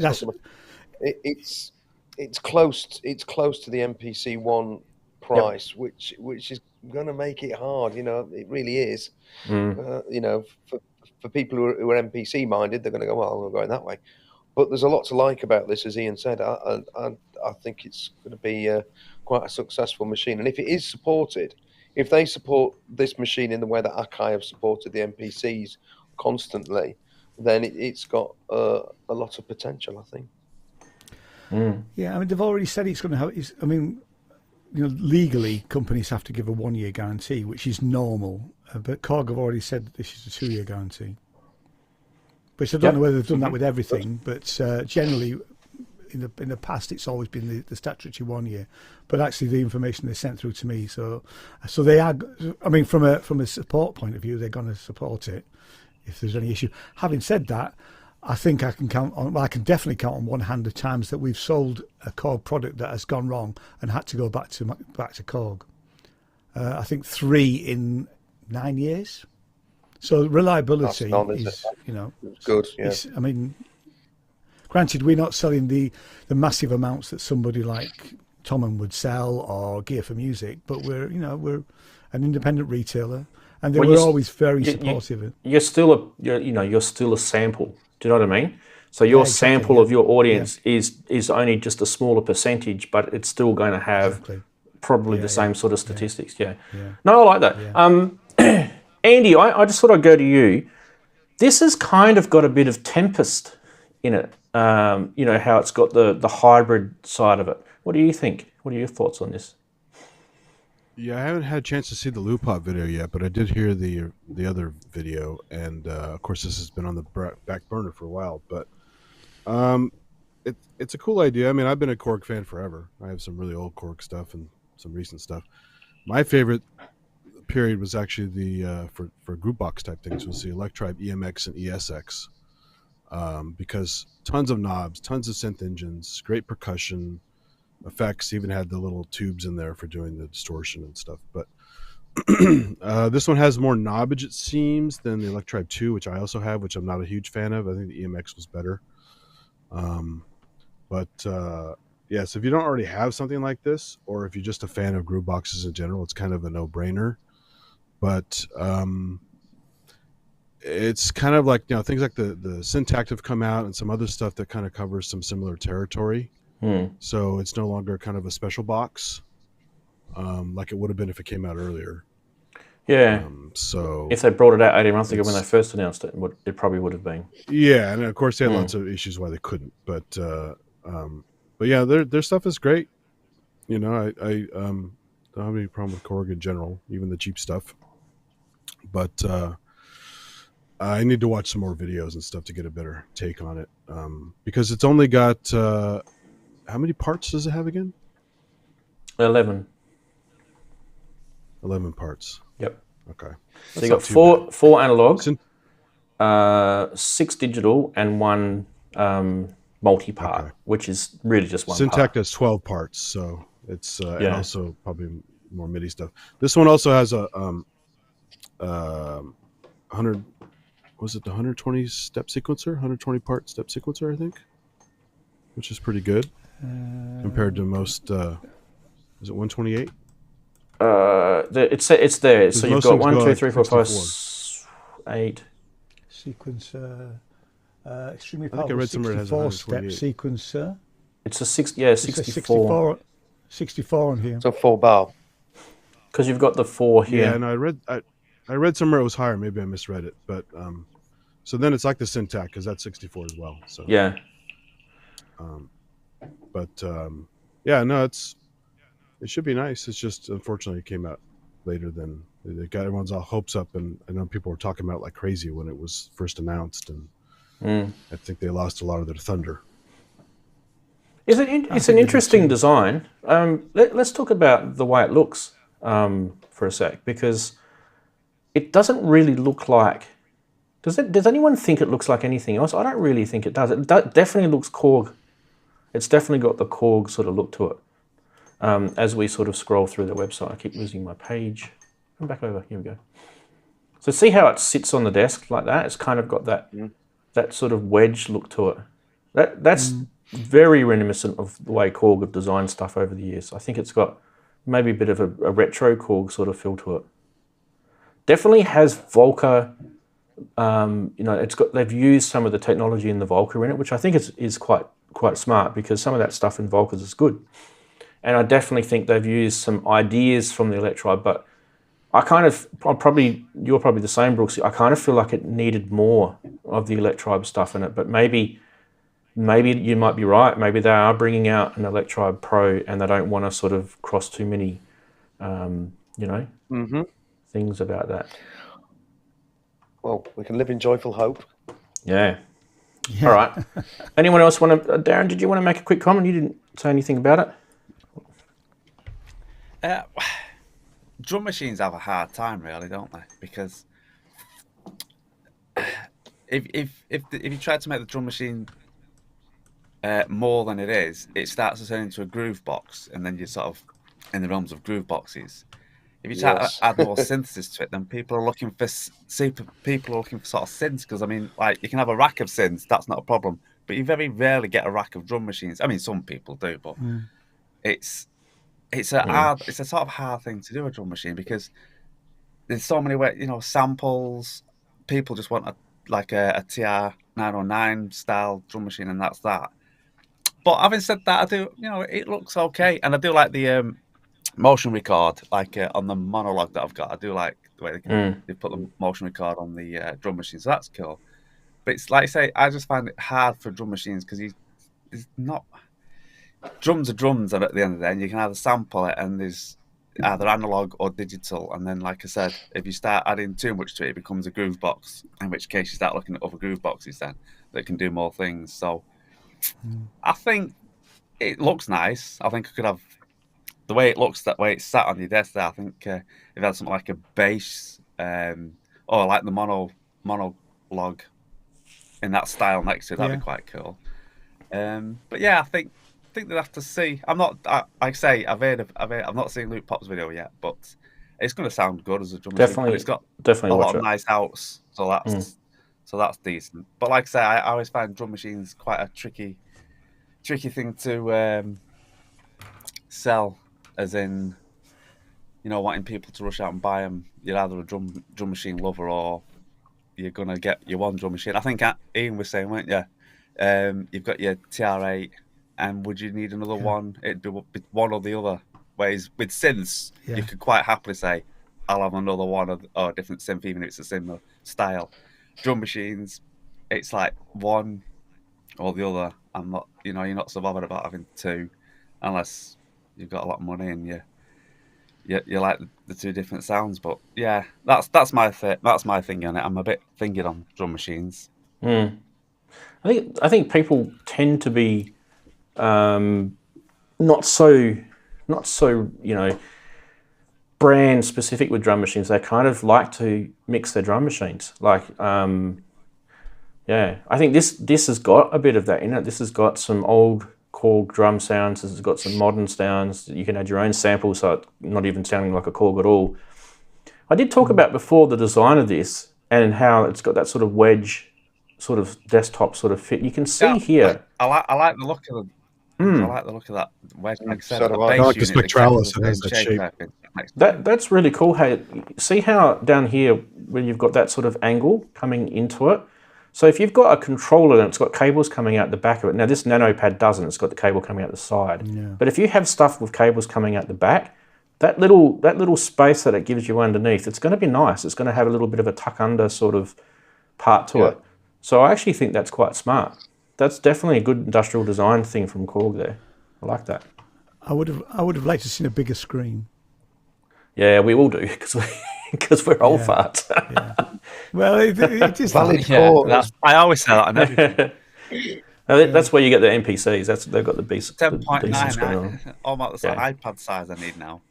Yeah, that was my biggest gripe with the Isla Instruments S2400. It had a tiny screen on it. I didn't like it. I mean, it needed a bigger screen, and I think that product would have been killer if it had a decent screen on it. Well, Sub 37 has a tiny screen, so that is true. That is true. All right, shall we go on to the next news? I was just going to before we do. Valid Core made an interesting point about the buttons. Now, if it's 600 quid and they're just buttons and not velocity sensitive, that's going to be a bit of a downer. Do we know whether they're velocity sensitive? They're not velocity sensitive. No, they're not. No, I know that for a fact. Is that why he's using a controller? That's why they've got the USB port on the back. And it's a lot of classic drum machines don't have velocity either. So this is Brooksy. This is definitely by design. This is not an omission from Korg. They've done this deliberately. So they want you to plug something in the back of that because it actually has that second USB connection on the back. Yeah. You can see it there. So they actually want you to connect a USB product that they also sell, so they're going to be advertising nice, fancy looking velocity sensitive pad based things. And they know that they'll get more money. It's done on purpose. So yeah. Cynical. One advantage the TRAS has over this for like live performance and live mixing is the sliders. So Yeah. it's really nice to be able to whack them up and down really quickly. So It is. Yeah. For me, the TRs have got that. The TR8, the TR8S, the old ones that even do. And that's one of the things I love about the S2400 from Isla Instruments is the sliders on it. It's just so cool to have. Okay, let's keep going. Now, what are we up to next? We are up to that. Okay, good. The next thing that came out, I thought that was interesting to show you guys, and it's a completely change of tact, is another eurorack case. But I think it's topical because of the show we're doing today. So none of this is planned. This was all completely just sheer coincidence. But isn't it nice how I've never heard of nano modules? You guys may have. But this CAIXA, CAIXA, I don't know how you'd say that. CAIXA. It's a 104 HP. Now this is a module that you would take with you somewhere. So it's got a handle on the top, and you'd carry it with you somewhere. Now the thing I like about this is it's very, very lightweight. It's made of aluminium, but it's really, really sturdy. So it's kind of rigid, but it only weighs 1.7 kilograms as an empty case. Now that includes all that gear on the top that you can see in that top row, which is the other bit that I want to mention, which is actually really cool. The case is deep as well. You can actually fit 60 millimeter depth modules in there. It has a proper bus board that you can see right in front of us there. Now those modules across the top, there are 7 integrated modules. What you get is a balanced stereo input with an LED and knob control on your levels. You get 2 1 to 3 buffered mults. You get a precision adder, which is always handy. 2 LFOs, a sample and hold, and a 4-channel 2 FLR stereo mixer, and a stereo and headphone output section, which is actually on the top. You can see little sort of jacks sticking out the top there. There's a beefy 30-watt, 18-slot busboard power supply on it, and the standy head. This is you're looking at $699 US for this. So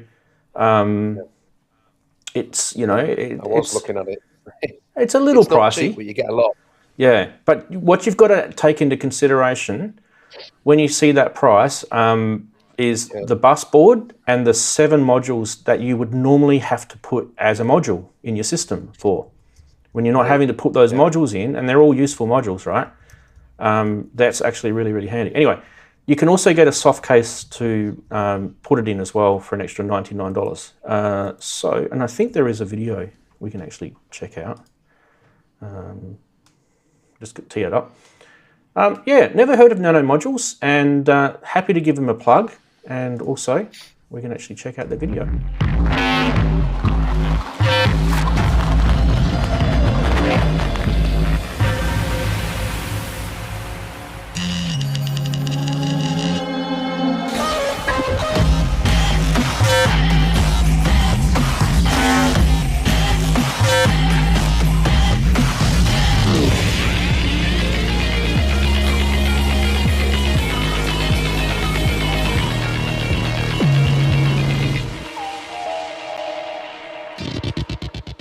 Now, if you like distortion effects, I think those guys do.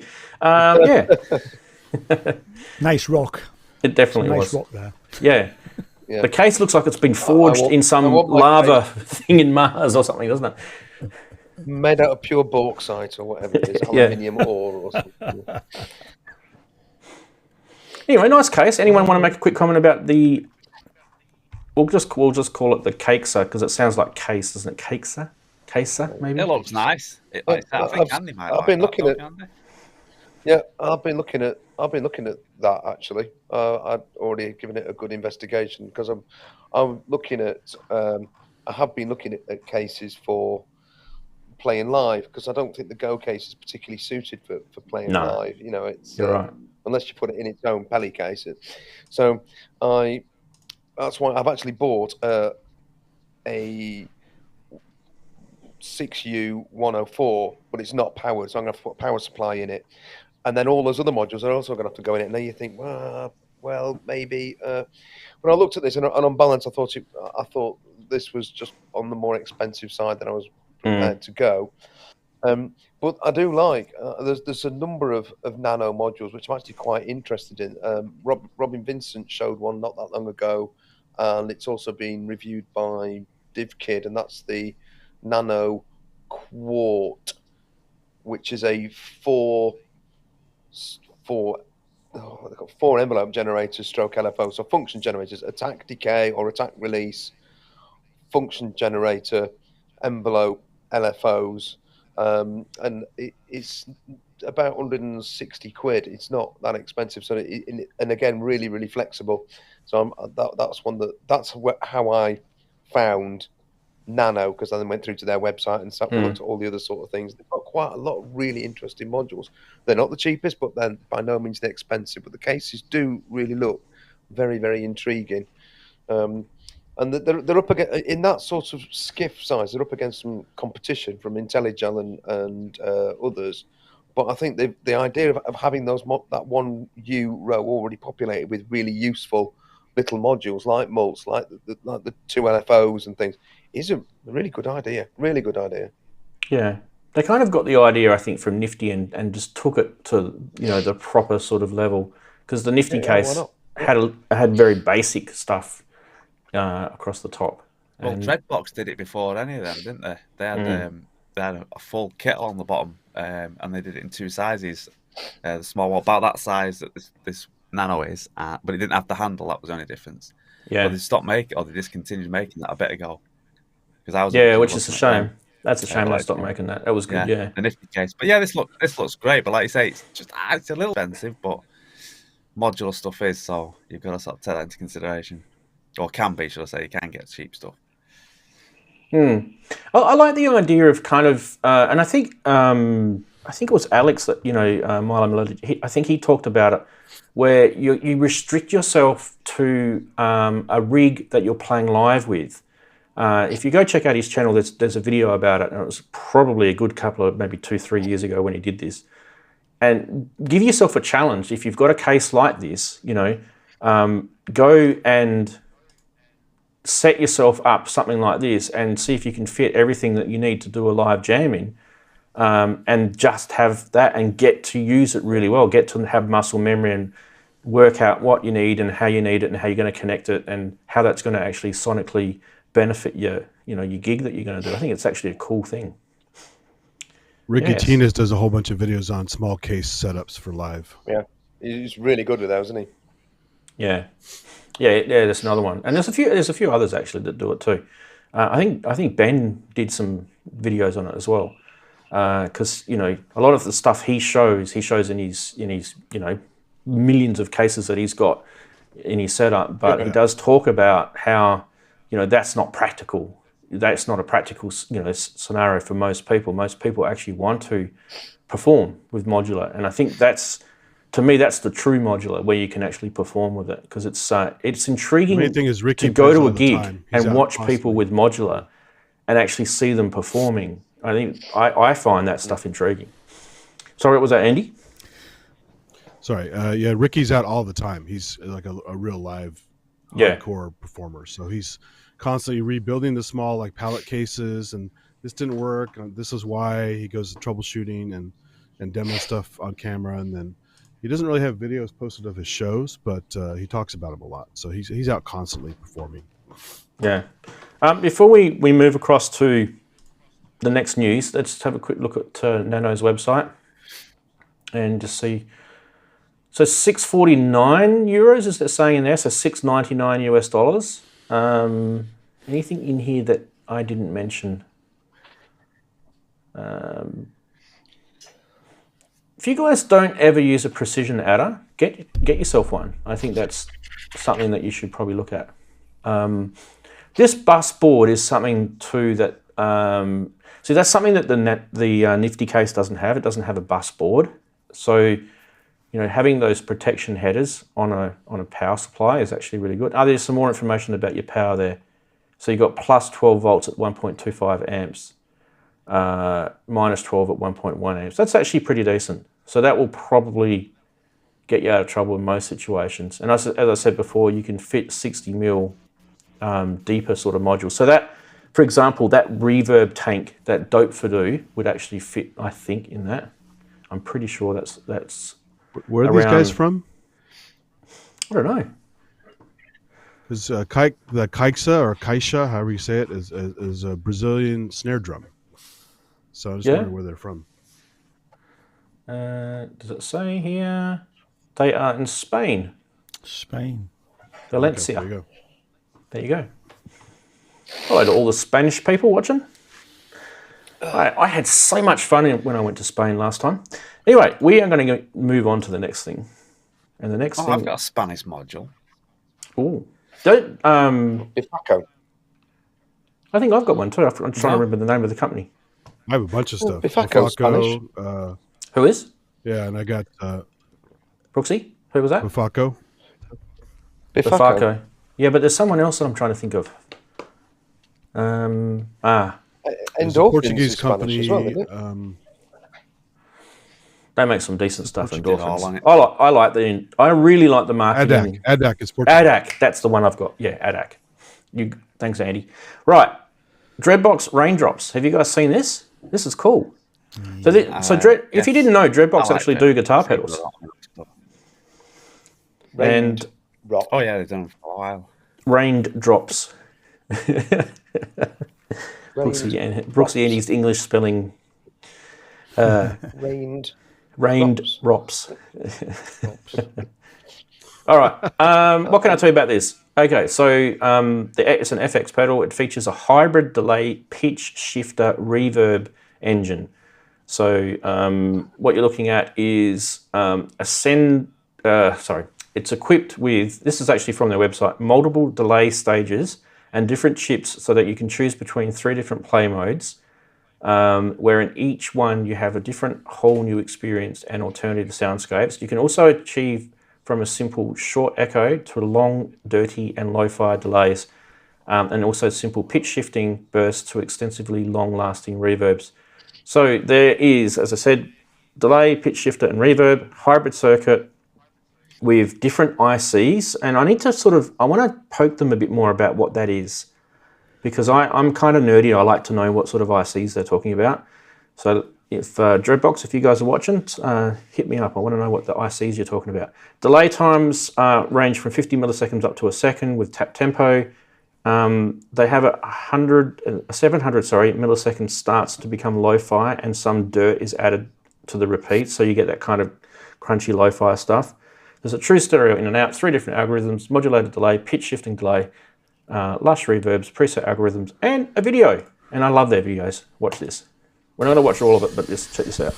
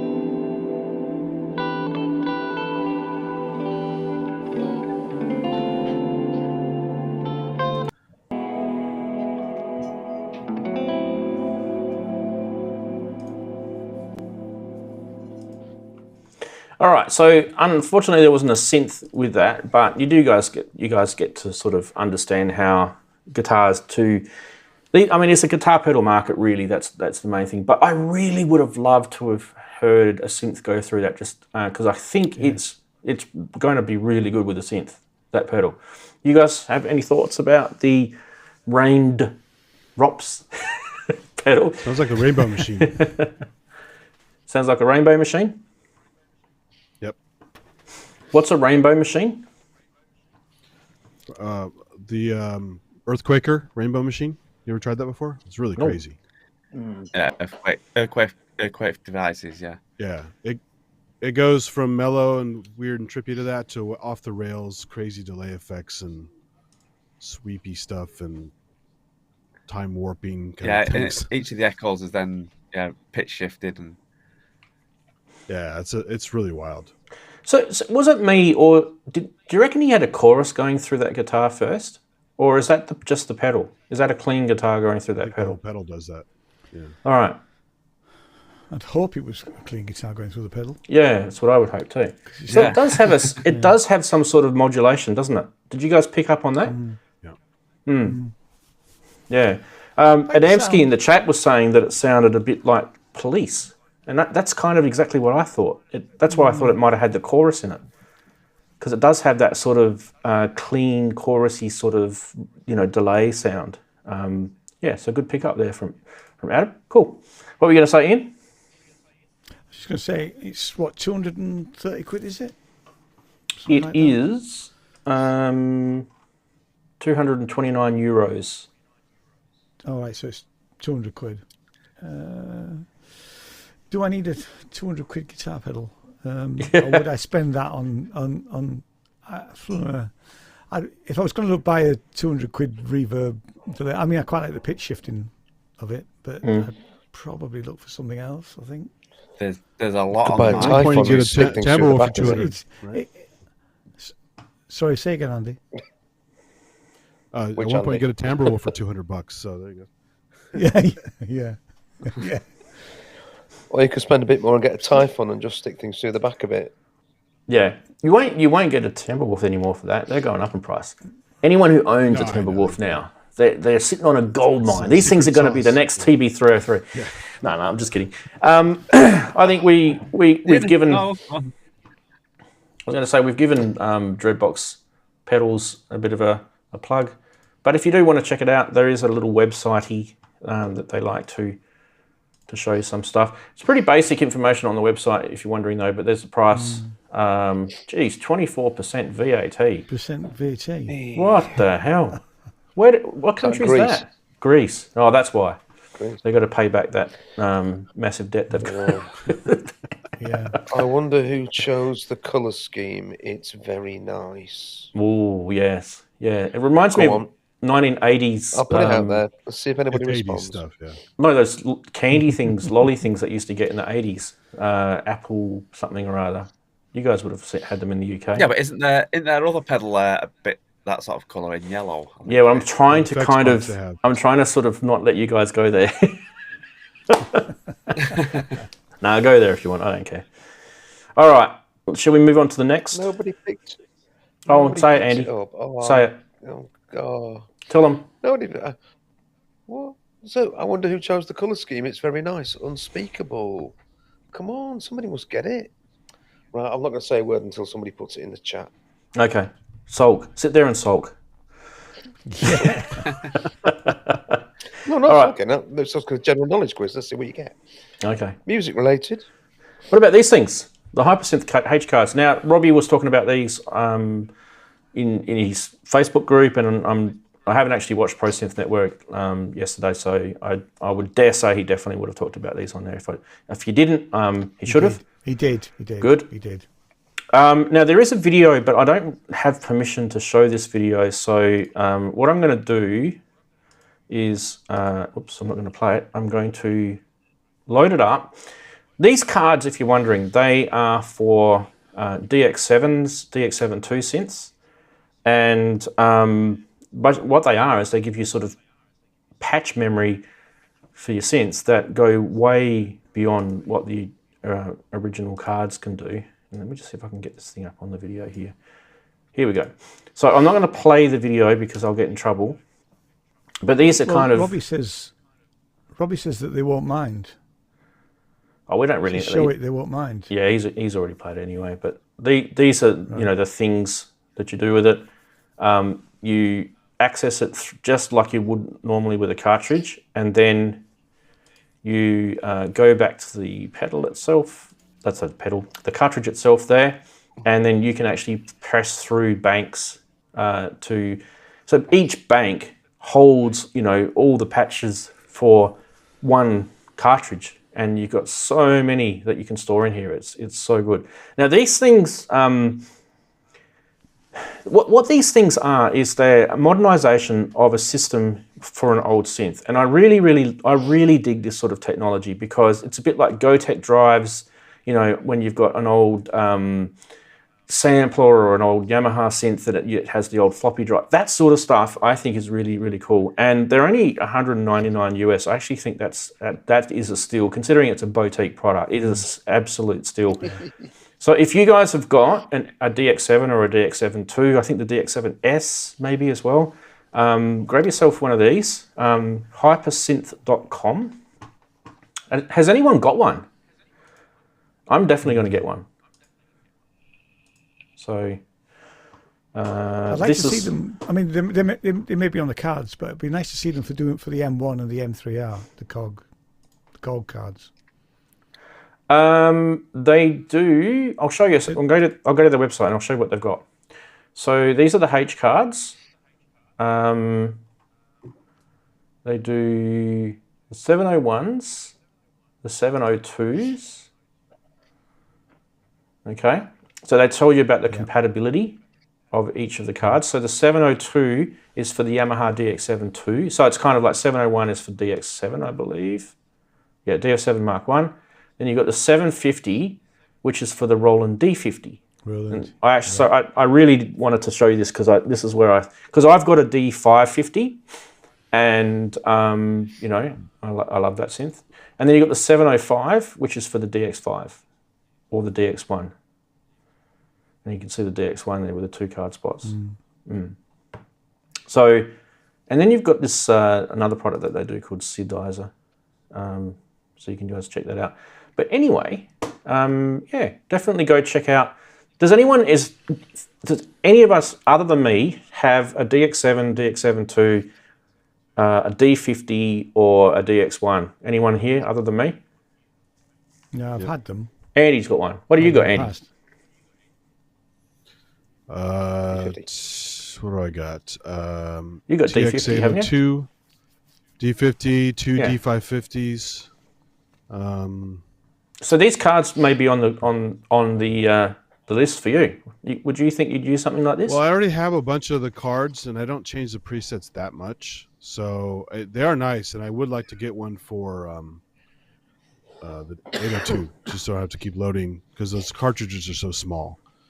And I already have a mega cartridge I got from my ESQ1 that holds 16 banks, I think it is, which is not as many, but still a lot, right? And a lot of them came preloaded, so I didn't even have to load that many on there because the ones that came with are pretty nice. But yeah, it's always nice to have more if you can. Yeah. So they've had 2 decent plugs. So you know, get yourself onto that. Now let's go back to the last news item, and that is this coming up. When I press this button, wait for that to load. Bang! Have you guys heard of this? Oh, I've spelt it wrong. Whoops, whoops, whoops, whoops, whoops, whoops. I've done a typo. It's not a K. It's a Ketron. There's no Y in it. Sorry, I do apologise. That's a typo. And let's go back out. Decent sized screen, anyway. And back in. There you go. That's how you pronounce it. Amazing. Yes. Now, have you guys heard of these guys? Nope. These are an Italian synth manufacturer, or let's say workstation organizer manufacturer. They've actually been around since the 80s, since the early 80s. Probably the most recent product that some people may have heard of is the SD9. Yep. Yeah, I have. So what these are aimed at, these particular products, these are aimed at people who do kind of like church performances, or maybe you're like a band in a synth type thing. This is the arranger where everything is in here. And one of the things that these guys really take pride in is the natural sound. So this is kind of their forte. They want the arranger, but they don't want it to sound like it's a MIDI player. They want it to sound more natural, so they're going to have more natural sounding instruments in there. The samples are better and all that sort of stuff. That's kind of their thing. Now, this is their new flagship, so there's actually not a lot of information about this. So big shout out to the Ketron, or I think that's how you pronounce it, Ketron people in Italy. This is a 76 key arranger which boasts some really interesting interface design, I feel. Anyway, I'd like to see more photos of it. But I will show you, there is a photo that I want to show you of the back of this. This is why I wanted to show on the show, because the rear of this thing is insane. Now, where's my photo gone? He says, as he tries to do it. Here it is. This is the back of it. Now, I don't have very good, no, that's not it, there. Look at the back of this. It's got, let me turn that thing off. It has got a DVI connector on it, which is a monitor connector. All right.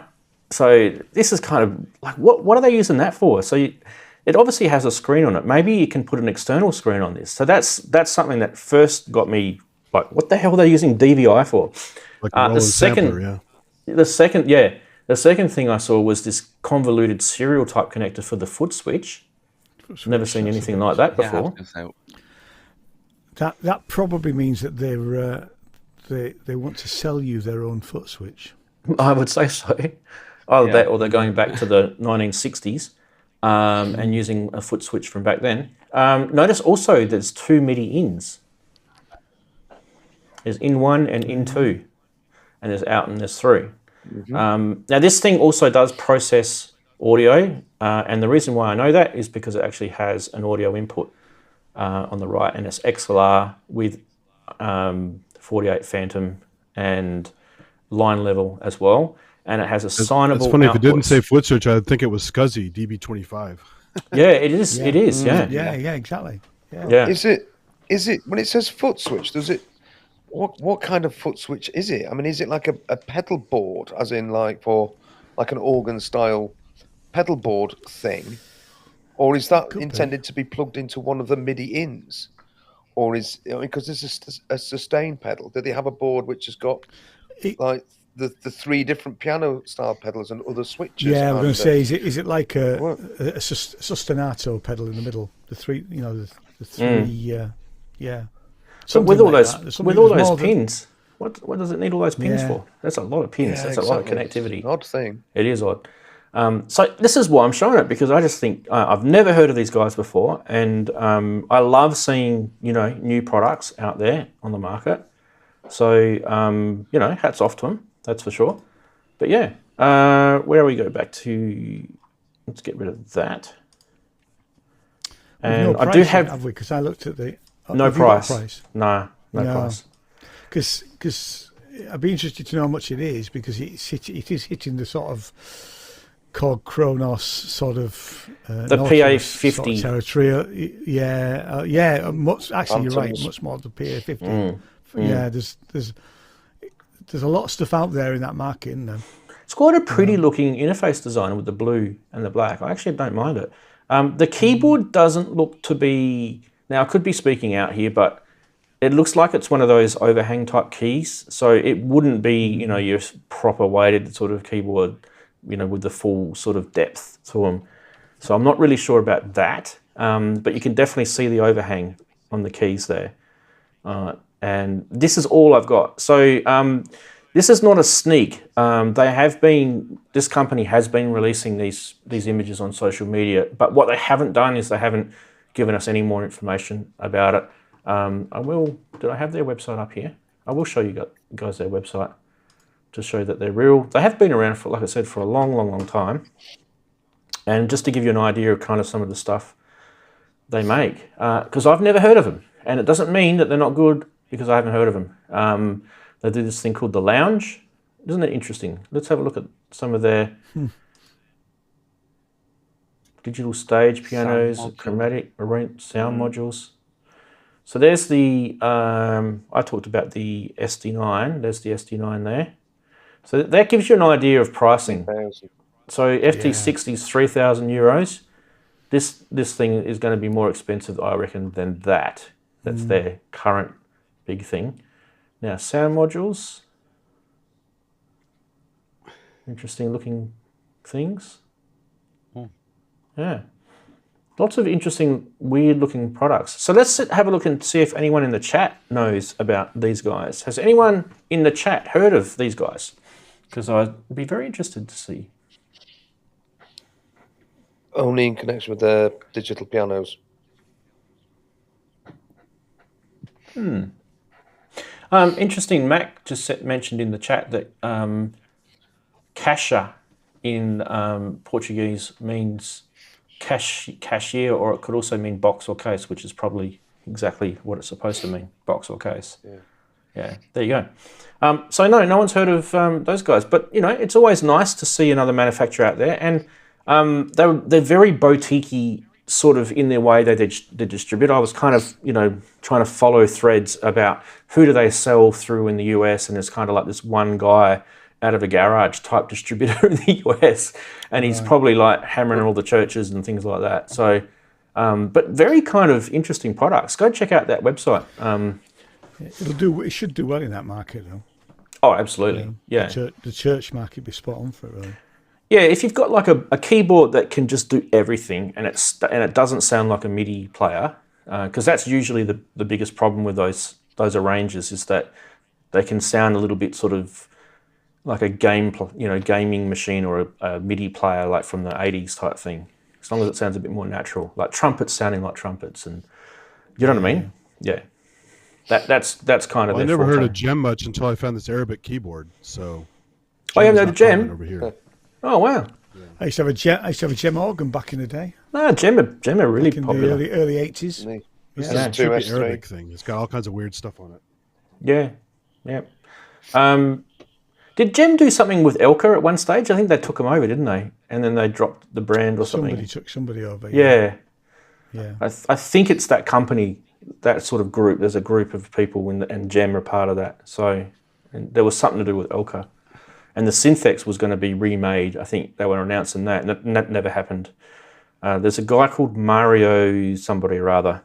Someone will remind me what his name is. He's the original engineer from the Elka Synthex type synth. And he was still around, and is it Mario Maggio or something like that? Wagyu says Gem own Elka.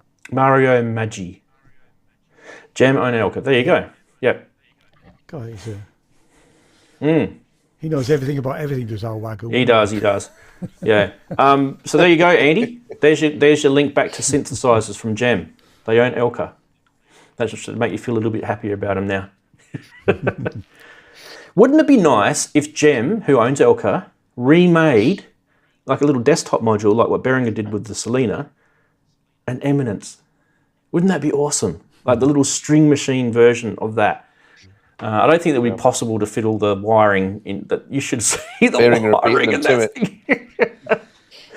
It was insane. It's insane. That's it for the news, by the way. Breaking news. Oh, yes.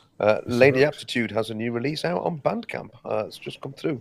Nice. We'll check it out in a bit. Email. So we'll check that out later, Lady A. That's why she was busy chuffing off before. She was probably getting all that ready. Good on you. Right, now what's next? What is next? Sorry, I didn't give you guys a chance to make a comment about the event from Ketron. Anyone want to talk about that quickly? No? Yep. Gotta hear it, gotta see it. I'll keep an eye. I've got them on my Facebook now, so I'll keep an eye out. I have pinged them to get back to me, and they haven't responded yet. So as soon as they release some information, there is a guy on YouTube called, what's his name? Kleber Landin, who's done a video about it. So I think he's from Portugal, this guy. So shout out to him. I did shout out to him as well. I will keep an eye on him too, because he seems to be on top of this. I love finding sort of niche products that no one's heard of, and this thing doesn't seem like a small thing. Like, this would have been a massive project to get out. So we'll see. All right, let's go across now to this segment here. Today we are going to do some live price watch. I think you guys like it more when it's live, don't you? Live price watch. All right. How about this? So I really want to pick on this at the moment, because I literally, this is Australian dollars, so halve it for you guys in the UK. I really want to pick on OP1 reselling older OP1s. This is not OP1 Field, this is OP1's, the original. If you go into eBay right now, you'll find a ton of these for sale, and they are all asking for these nasty, you know, £2,000, you know, anything sort of upwards to that. It's a lot of money for something that was never that much, ever. It never cost that much to buy. Field. Yeah, just go buy a field, exactly. But yeah, well, they want to. I guess these guys are wanting to, so they're getting rid of the old ones, buy the new one. Yeah, it's all those or accessories. Cynical again. So no, you're not cynical. But this is, you know, this is a live listing. So this one is in, where did I see this one? This is in Japan. It's typical of the Japanese that they're in a bit of a microcosm over there. Nothing against them, but they don't really know what the rest of the world is thinking about stuff. And they generally, when they sell this stuff, they kind of think they're onto something rare. They do this a lot. You'll see it again in a minute when we do some other stuff. So I mean, that case for that, I mean, I've got that case and it's terrible. Yeah, it is. One doesn't sit in it properly. Yeah. It's too soft. And it wasn't cheap. Yeah, it is. Doesn't protect no. The thing that made me laugh the most is the rubber bands, because there's nothing special about them at all. Actually, you need them for the orange controller. You do. Yep. It makes it a pitch bender. You do. You actually do. But you can use any rubber band as long as, you know. Well, exactly. Yeah. You don't need theirs. But I got that exact bundle plus some extra goodies, the antenna and other stuff, for like $700 like 10 years ago. I've still got the antenna, by the way. So if anyone wants it, sing out. Let me just contact me off the show, not in chat. Don't tell me in chat because I'm not watching chat right now. And I'll send it to you somehow. It would be pretty cheap to post. Mine came from AliExpress, so it's not the original Teenage. It's exactly the same thing. That's probably where they bought it from. It is. I've got the original one, which I bought from Teenage Engineering, and it's a stupid price then. Oh, it's ridiculous. I hardly use it, to be fair. You can just use an audio cable. It's the same thing. It's ridiculous. Yeah. What else we got? Teenage Engineering. What about so this is me just checking out eBay in the last couple of days, and an MS-20. Now, what does late model mean? That means usually, if they, you know, wording this stuff correctly, it means that this is the remake that Korg have made. Yeah. This is not an original. This is the late model, which means it's probably brand new. How much do they sell at the moment? I'm just going to look it up now and tell you exactly what the current price is. Just give me a second. Why don't we pop over to the listing and have a look? Is that the full size one? It's full size. Yeah. Yeah. I think it's full size. Smaller piece. If it's a full size one, it's not a current model. I don't think. I think they did make some limited. though. No, they made. Yeah, they did. Yeah. MS-20. Check if it's got a MIDI connector on it. If it hasn't, then it's an original one. It does. That looks like the only one that's current. The only one that's current is the mini one. Geez, that's clean looking. If that's the case, that is very, very clean looking. That may be an original. I think that if it hasn't got the MIDI socket, it's original. Geez, that's in very good condition. I think you're right. I think it is. Okay. Well, would you guys pay £2,350 for one? That's the question. I must have done this too quick. Is that from Japan? Yes. This is from Japan. Look at the postage. £220 to post it. What the heck? What are you posting it in? All right. Camel. That's ridiculous. That is ridiculous. All right. What else we got? Now, I'll take these screenshots just in case the listings go down, if you're wondering too. If you do come across something, guys, everyone watching, if you do come across something that you find interesting on Reverb or eBay or Behringer's site or anyone else that's like, you know, Craigslist or whatever, let me know. But take a screenshot from your computer, not from your phone, from your computer, because phones are pretty small, and send it to me. Now, what about this? Now, this one actually isn't a scam, not a bad price or anything like that. But what I liked about this was the actual cuteness of it. This is super cute. I mean, I love System 100Ms, as you guys know. But this has got two 110 modules, which is the full synth in a module, right? You got the one oscillator, one filter, one VCA, and it's got two of them. And it's got the 140, which is the two envelope generators and the LFO down the bottom. So basically, that's all you need, and you've got yourself a two-voice mono synth. Yeah. Hey? No noise. No noise, but you know, there's inputs down the bottom which you can pipe noise into if you want to. Yeah. Let's not split hairs. And how cute is that little case? That is the cutest case ever. Look at this. So you can even plug your electronic keyboard into it. I don't know. Short sliders looks like a boutique. Looks like a boutique. Yeah. Oh, One of the sliders has got a cap missing. If anyone wants to, for a discount. Anyone wants to buy me this, I give you full permission. You can buy this for me and send it to me. On the LFO, there's a slider cap missing. I don't mind a slider cap missing. I'm happy to do that. Look at this technology, people. Yeah. Look at it. I mean, they are lovely. Look at the dent on the top there. Oh, it's got a dent in the case. Yeah. Bit of rust there. Oh, right. It really is lovely, but I'm not. Yeah. Look at that wood. Isn't that a thing of 70s beauty? That veneer. It's gorgeous. Yeah. Okay. I'll stop now. I'm being very naughty. £4,000 for a mono synth, eh? That's not too bad. I mean, it's iconic. So if anyone wants to buy that for me, you're more than welcome to. Somebody will buy it. Now, this one I really, really was intrigued. What an air conditioning unit. So this is actually this is a matrix switch for a. Oh yay! Read what it says at the top, Brooks.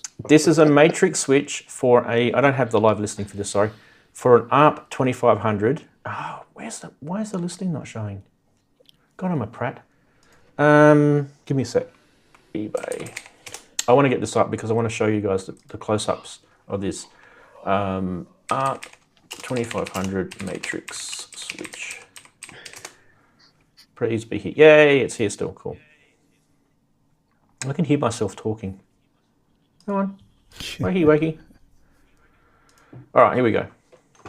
Bang.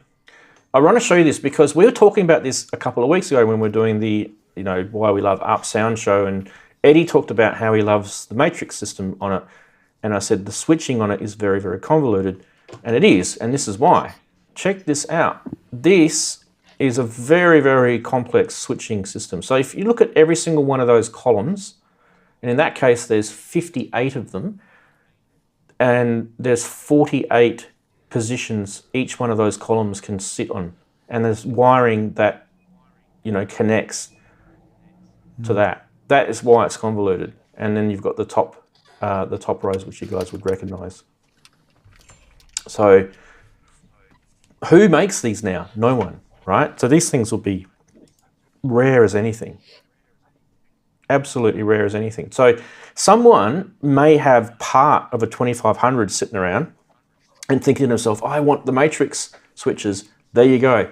£1,650, and you get two 45As and two 56As. Now the 45As are the top ones and the 56As are the big ones down the bottom. So that may not be enough. I don't know. Can you guys remember if that's enough? I'm not sure. But yeah, interesting. Postage is a bit pricey as well. 150 quid. Yeah, it was a bit pricey. How much was the ARP Solus that was at the bottom?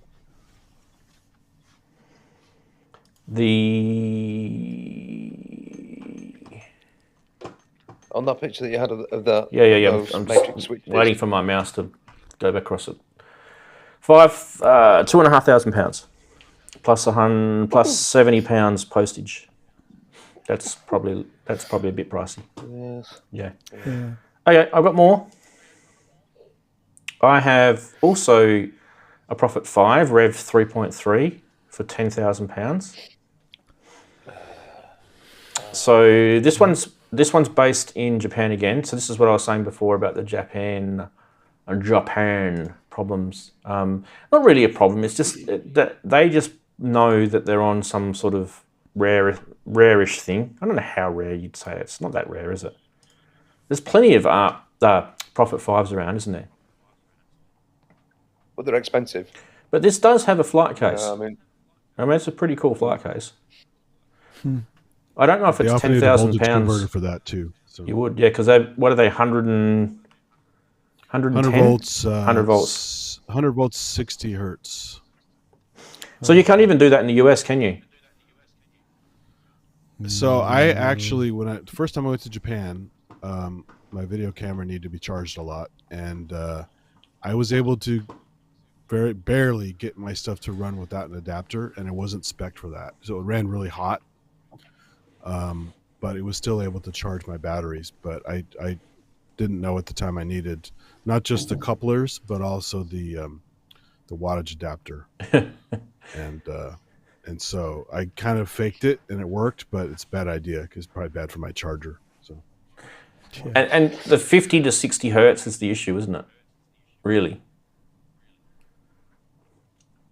Well, it's the voltage too, right? Because 100.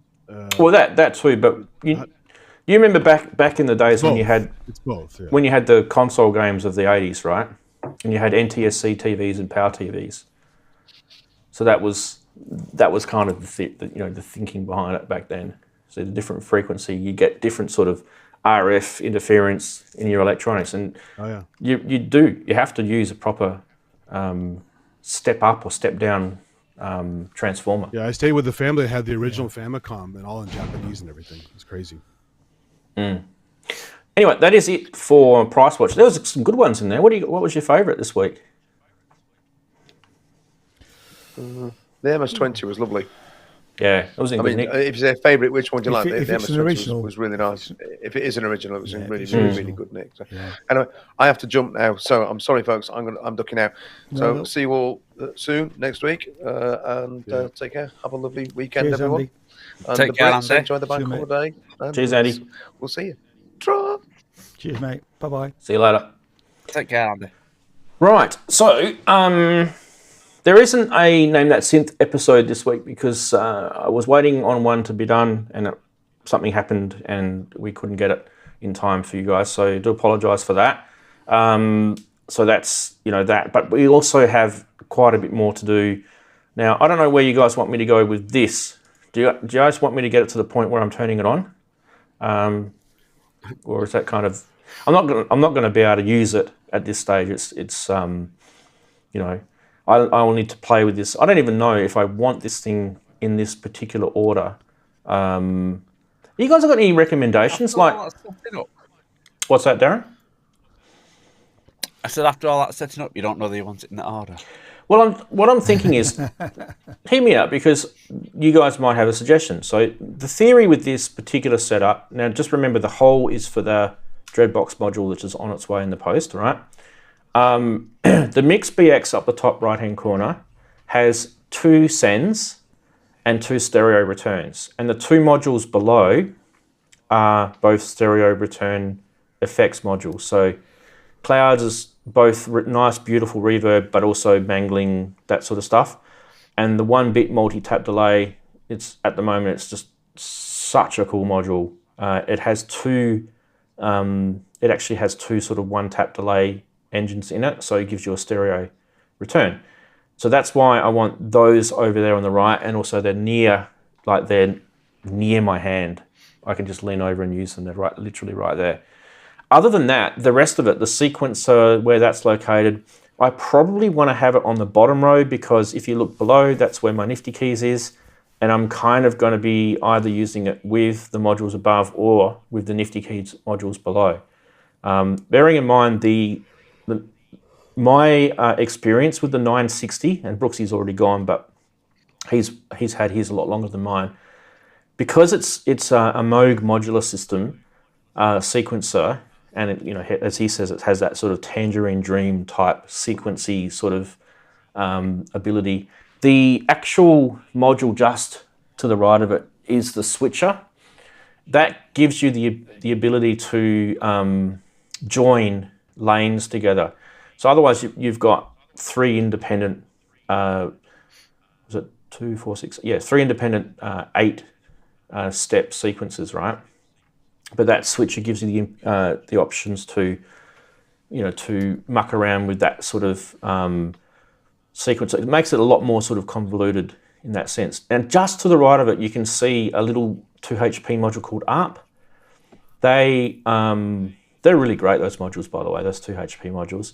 So the whole point of ARP is it's an arpeggiator, but it's a CV arpeggiator, okay?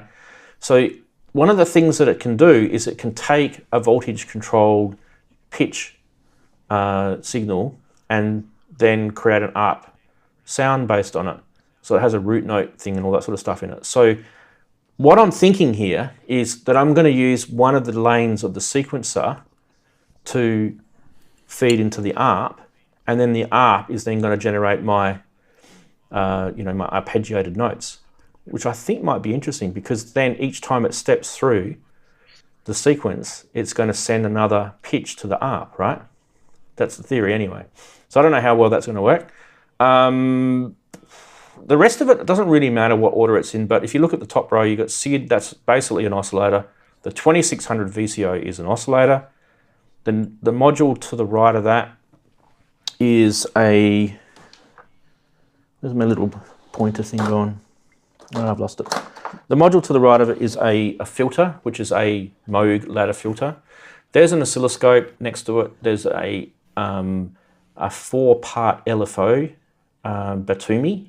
Then there's Maths, which is an envelope generator. Planner, which is a modulation joystick thing. So those are kind of more modulation type things, right? LFOs, envelope generators, planner, they're kind of things that you use to manipulate other things. So I feel they kind of belong together. I don't know if you guys would feel the same way.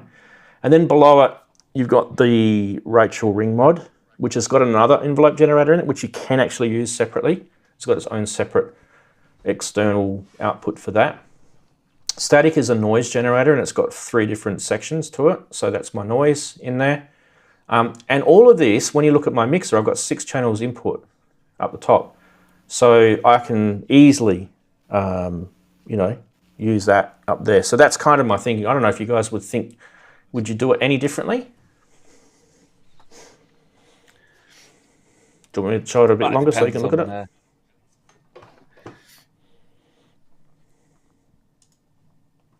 What are they saying in chat? Is this to go with the nifty keys, by the way? Is this like my part of my studio? Yeah, so my part of my studio is that. Let me just zoom out for you guys. Sorry, I've got cables all over the place here. So that's, if you look at my studio, that little part, that little station there, is nifty keys and the Behringer case. It just perfectly fits together, right? That's why I like it there.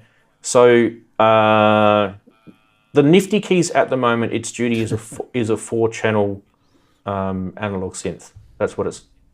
Looks very, very messy down the bottom, but that's what it is. It's a 4-channel Roland System 100 sounding, polyphonic single voice per voice. Single oscillator per voice synth.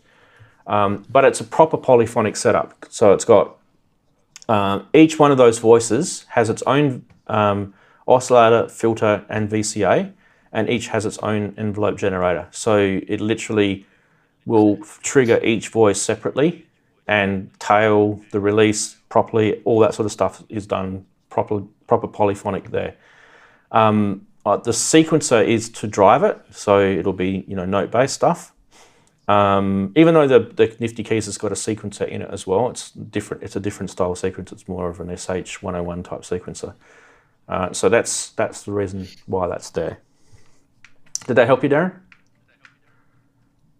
Well, I was just going to say, this is the thing about modular, is because it's each to their own, isn't it? I mean, you can have you design it in however you ever want. I mean, it's because I probably wouldn't be going for a polyphonic synth, because I'd have something like the IntelliGel.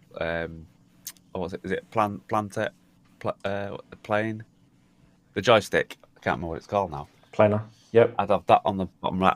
I'd have that on the bottom right of my keyboard, because I'd be turning that keyboard into something different than you. So this is the thing with modular, isn't it? You can basically put things anywhere you want and in any order and use them that way. So I'm not finished. I'm not finished with my my polyphonic journey with it yet. Because remember, the Nifty Keys is a 4. You can see it there down the bottom. It's got 4 separate CV gate connections on the right next to the Nifty Keys logo. That's where your 4 separate CV gate sections are, and the keyboard itself can be set to either 1, 2, 3, or 4 voice controls. So when you're pressing separate keys, you can be unison 1, unison 2, unison 3, or 4 separate voices. It sends out CV to. And remember, this is not MIDI, this is CV, right? It does have MIDI, but it's MIDI after CV as a setup. So when I'm finished with playing around with polyphonic sounding eurorack, and for me, really, this is kind of just a journey in eurorack world, in kind of enjoying being able to make my own polyphonic synth. It's a very stupid, nerdy thing that I'm doing, because what it does is it actually makes you appreciate just how difficult it is for a synth manufacturer to make a proper polyphonic analog synth. It's not easy. I have so much trouble getting the thing to tune to. I've got a tuning module in there. Even with that, I still need to tune it, which is why the data module is here in the bottom corner, because it's actually got a tuner, one of the tuner screens is on it. So it's very handy to have all that sort of stuff. But when you think about it, that's all that's doing. It's pretty basic, isn't it? If that's all it's doing. 4-voice synth, like you said, Darren, you could definitely use it for something better. That's for sure. But yeah. No, I didn't say you could use it for something better. It's what you want to use it for, isn't it? Well, yeah, true. But using it for something entirely different. But that's the Don't you tuner. want that planar 2 in a skiff or something, or in that keyboard, so you have better hands-on? So I'm kind of. I completely lost myself then. So I'm kind of thinking the planar 2. If in a way you're probably right, Andy. The planar 2 is probably something that doesn't really need to be there. Yeah, it probably doesn't really need to be there, does it? I mean, out of all of the modules that are there, it probably doesn't need to be there. I probably don't need static in there either, because I've got noise on the SidGuts Deluxe. It's got its own noise oscillator. But then again, having said that, if you use the noise oscillator in SidGuts Deluxe, it's that top left module, then you can't use any of the other waveforms. It's literally a one-trick pony, because it's a SID chip in there. I want to bring, by the way, this is just personal for me, I want to bring the SID sound into some stuff that I'm doing, so that's why that's up there. The 2600 VCO doesn't have to be there. I've got a 2600 further down in the corner of the room, and a proper, well, not a proper, it's a Behringer one. I could put anything in there. But I do like that module. I don't know why. I just like the layout. I'm a real ARP user interface fan. I just love the way ARP have laid out the logic of their design of their, the interface. If you ever used an ARP Odyssey or a 2600, you know what I mean. Maths is an insane module, and you must have it. If you haven't got Eurorack with maths, without maths, you should be getting one. It does more than just envelope generating. It's cyclic. It's there's a lot, yeah. Attenuators on it. It's so good. I mean, I've done a live stream Swiss Army knife. Yeah. I've done bouncing ball sounds in this thing. You know, it's crazy. Rachel is, you guys know, we've shown Rachel recently. It's a beautiful ring mod. Now, ring mods are pretty much dime a dozen in a lot of synths, but Rachel is in its own world. It literally is. It's like ring mod on steroids. And I've always thought ring mods needed to have more. This is kind of why you go into Eurorack. So you go into Eurorack because you can go, I want to use that with something that no one else would have ever thought of.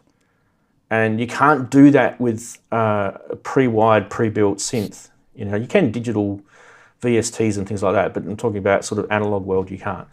So that's, you know, that Rachel module is insane. It's based all on the CS80 too, by the way. The envelope generators are CS80 circuits. The ring mods are CS80 circuits. There's an oscillator in there as well, and it actually has the proper CS80 sawtooth oscillator in there. So you can you can use it. I technically have 3 oscillators in that rack now, in that case. So yeah. Anyway, so maybe what we'll do is wait for that Dreadbox phaser module to come in, and then next week, when that's all ready to rock and roll, I can give you guys maybe a jam with that and see where it goes. Hey, sound like a plan? That'd be good. Yeah. But for me, you know, all I'm going to be doing now is, I don't know if it's going to be riveting viewing, watching me plug all the module ribbon cables in and turning it on and going, look at pretty lights, everyone. I mean, I can do that if you really, really want me to. I like pretty lights. That's the reason I buy my modules. I mean, the oscilloscope looks beautiful when you turn it on. Nice little LCD screen on there. The 2600 VCO has coloured LEDs on it. It looks nice. So yeah, some of the other modules are pretty boring looking though. But yeah, one of the things I've got in my system is I do a lot of my stuff down here, right over here. So you can see clouds came out of here. So there is my other Mix BX mixer. So that's the one I've just put in there, right? And there's my first one there.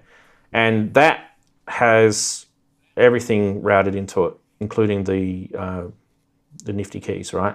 And then I can use the Magneto as my sort of tape-based tap delay stereo, and I can use the FX aid, which is here, as either a reverb, black hole, clouds. It does all those algorithms. It's all in there. But I've also got a dope for spring reverb with this proper spring reverb tank in here. I've got phasers, the chorus from the 106. So Do you use that voltage block that much? I use it all the time. I love it. Yeah. Yep. Yeah, it's really, really cool. Just for modulation, or is it part of the sequencing? For both. So pitch and modulation. The modulation side of it is actually really, really cool. It probably is cooler than the pitch side of it. The pitch side of it is a little bit frustrating because when you're sequencing with it, you have to, you know, slide your notes with the sliders, and that's how you get your different pitches. And it unless you're doing it through a CV quantizer, it can be a little bit annoying, right? But as a modulation source, it's like so crazy, right? So you could just there's no quantizer on it. You have to use an external quantizer. You have to use an external quantizer, yeah. Yeah. I reckon I could be wrong, but maybe when it's paired up with Varigate next to it, it might. I'm not sure. Someone may be able to tell me that if they know it, because it's sitting right next to Varigate. And you know, I don't know if you guys know, but the Meleco modules, right? They use the bus board to communicate with each other. So you don't actually need to connect the modules up behind. You just literally plug them in and it uses the bus board to talk to each other, which I love. I love it when they do things like that. So those modules, as long as they're in the same on the same bus board, they will talk to each other. And if you save a sequence, it'll save it on both modules at the same time. So Varigate 8, there's also a Varigate 4 that you can get, which is a smaller brother of 4 that. Plus, yeah. They're both really, really good modules. If you weren't okay, so if you wanted to get a sequencer and you don't really need the extra CV pitch and modulation lanes that the voltage block does, you get 2 CV lanes in this. And what I've done, this is just a little hack you guys could do, is I've brought those 2 CV tracks into my buffered mult, and that gives me multiple outs. So the cool thing about CV sequencing is it doesn't necessarily mean that when you route that to another module, you're going to end up with the same sounding pitch sequence, just with a different oscillator or just with a different noise tone generator, because you could put it through gate delays, you could put it through pitch shifters. There's all sorts of things that you can do to mangle up CV based sequences. And so that's where those buffered mults next to that variegate, that's why they're there, because they just so handy, just like literally out of there into there, and then I've got now 6 different outputs that I can send 2 of those sequences to. So you probably don't need the voltage block if you're working, you know, two CV pitch tracks with it's pretty handy. Don't forget too, I've already got the IntelliGel Metropolis in my setup. And as in terms of a sequencer, that's just a single sequencer with pitch and gate. And I've also got the 960 that I've just put in. So, you know, there's plenty of sequencing in this thing. And that's all just voltage-based sequencing. So where I'm going now with this is I want to kind of play Tangerine Dream, like Andy says, but not necessarily Tangerine Dream. But I kind of want to go a bit old school with the sequencing. Metropolis does that too. It does, but it's more Roland-y. Does that make sense? So it's got a bit of it's the Roland logic, the way, because it basically came out of the System 100, that sequencer, right? It's based on the 185 module, and whereas this is kind of more performing, like with the knobs. That's why I like my Dark Time. The Dark Time's really fun for that. Tangerine Dream. The thing with the 960, it's such a big beefy module. You can get your hands on there, and it's really not. You know, you're not doing that sort of pinchy sort of Eurorack stuff. It's actually quite spacious. I mean, I'll show you. There's my fat finger. So there's plenty of room on there. That would probably be no different to a panel on a synth, I would say. A standard synth panel that you'd have on a standard hardware synth. The spacing between those knobs, it looks small there, but it's actually quite big. That's a massive module. So it's built, the whole point of that is built for you to tinker while it's live, while it's playing. Whereas Metropolis is more set random things and triggers and, you know, ratchets and that sort of stuff. And it's kind of not as, it is, but it's not as hands-on. It's not as conduit to hands-on, if that makes sense. So, yeah. Darren, you have a Metropolis, don't you? You're muted. Yeah, I've got a Metropolis. When you used yours, this is just a question without notice. When you used yours more, you're probably not using it as much these days, but when you used it more, did you find that you would set it and let it play, or were you actually more hands-on with it? What did you find? I'll just grab it, by the way. Probably, yeah. Probably more to set it. I wouldn't say it was hands-on, because I was usually looking for the melody, and that was.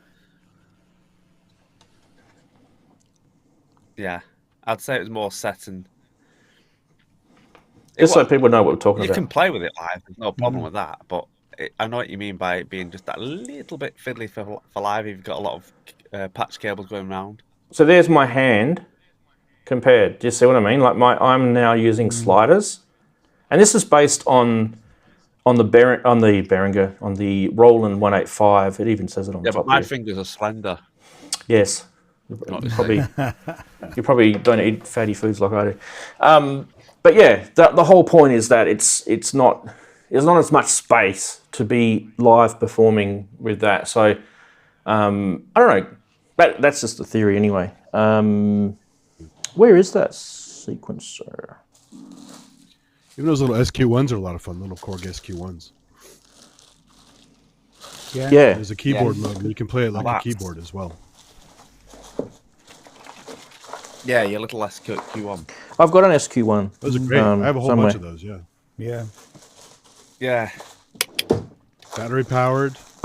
It works with MIDI, CV gate, sync, and little bits. Yep, little bits. Yep. Sorry, I'm just trying to find that. bench thing. Yeah, it's great for your Bastel.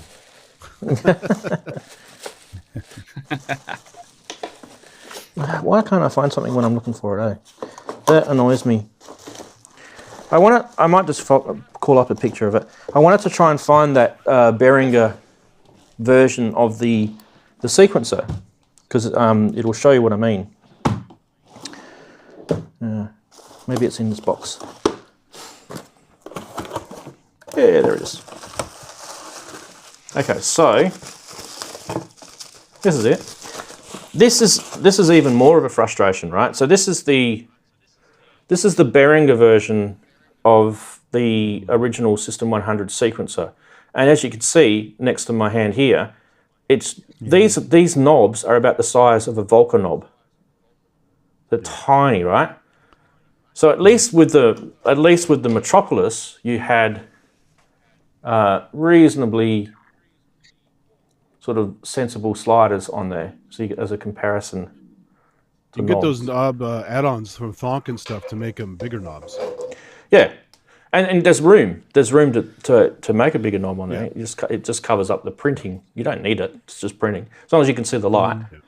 But when you go back and have a look at, let me bring the module over and show you next to the 960. You'll see exactly what I mean.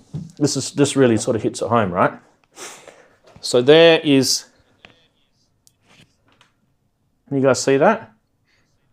See the space I've got? It's 2 vertical rows of sequence lanes that I've got on the Behringer module, and look at all the space I've got with these knobs here compared on the 960. So it's not. This is a set and forget. This Behringer module is a set and forget. This one, and the 960 is. It leads you to play. That's the whole point. It leads you to tinker and play while it's running. That's what it wants you to do. Oh, I just thought of something, guys. I probably need a quantizer in there.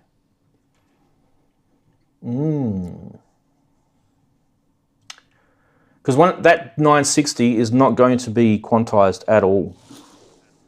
Does that 960 add on to the right? Does that add ratcheting, or you still need that too?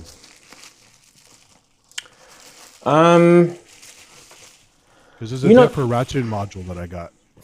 I don't think so, but you know what? I actually don't know as much about this as I would like to. And Brooksy's left now, and he knows a bit more about it than me. But let's zoom in on it. So that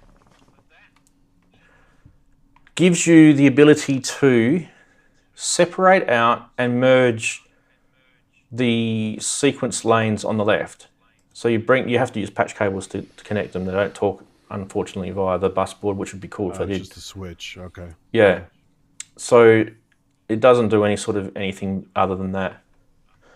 But I have their simple version of the sequential switch. It's a vertical one. It's like a 4 HP. Yeah. Sequential switch. The other thing I was thinking about doing was putting a quantizer in, and I do have the ADAC Systems quantizer that I haven't used for a bit. This thing. Yeah. So you find this sort of stuff can be interesting, Ian, because that actually there is actually, if you look at it, it's actually a piano keyboard. Yeah. So these are probably one of the most difficult modules to learn, though, because the manual is so badly written. And I've tried to one of my plans was to actually do a video on how to program this thing, but I found out that there's just not that many people in the world that would really care. There's probably in the entire world, they've probably only sold a few thousand of those modules, you know. Yeah. I mean, my thoughts are that, I mean, I purposefully haven't gone down the Eurorack route. I mean, there was a while back I would say that, I can do a lot of that sort of stuff in Max MSP, and I can to a point, but it's still it's a completely different discipline, you know. And my bigger worry was, how much do you guys spend on this stuff? Because it's a lot.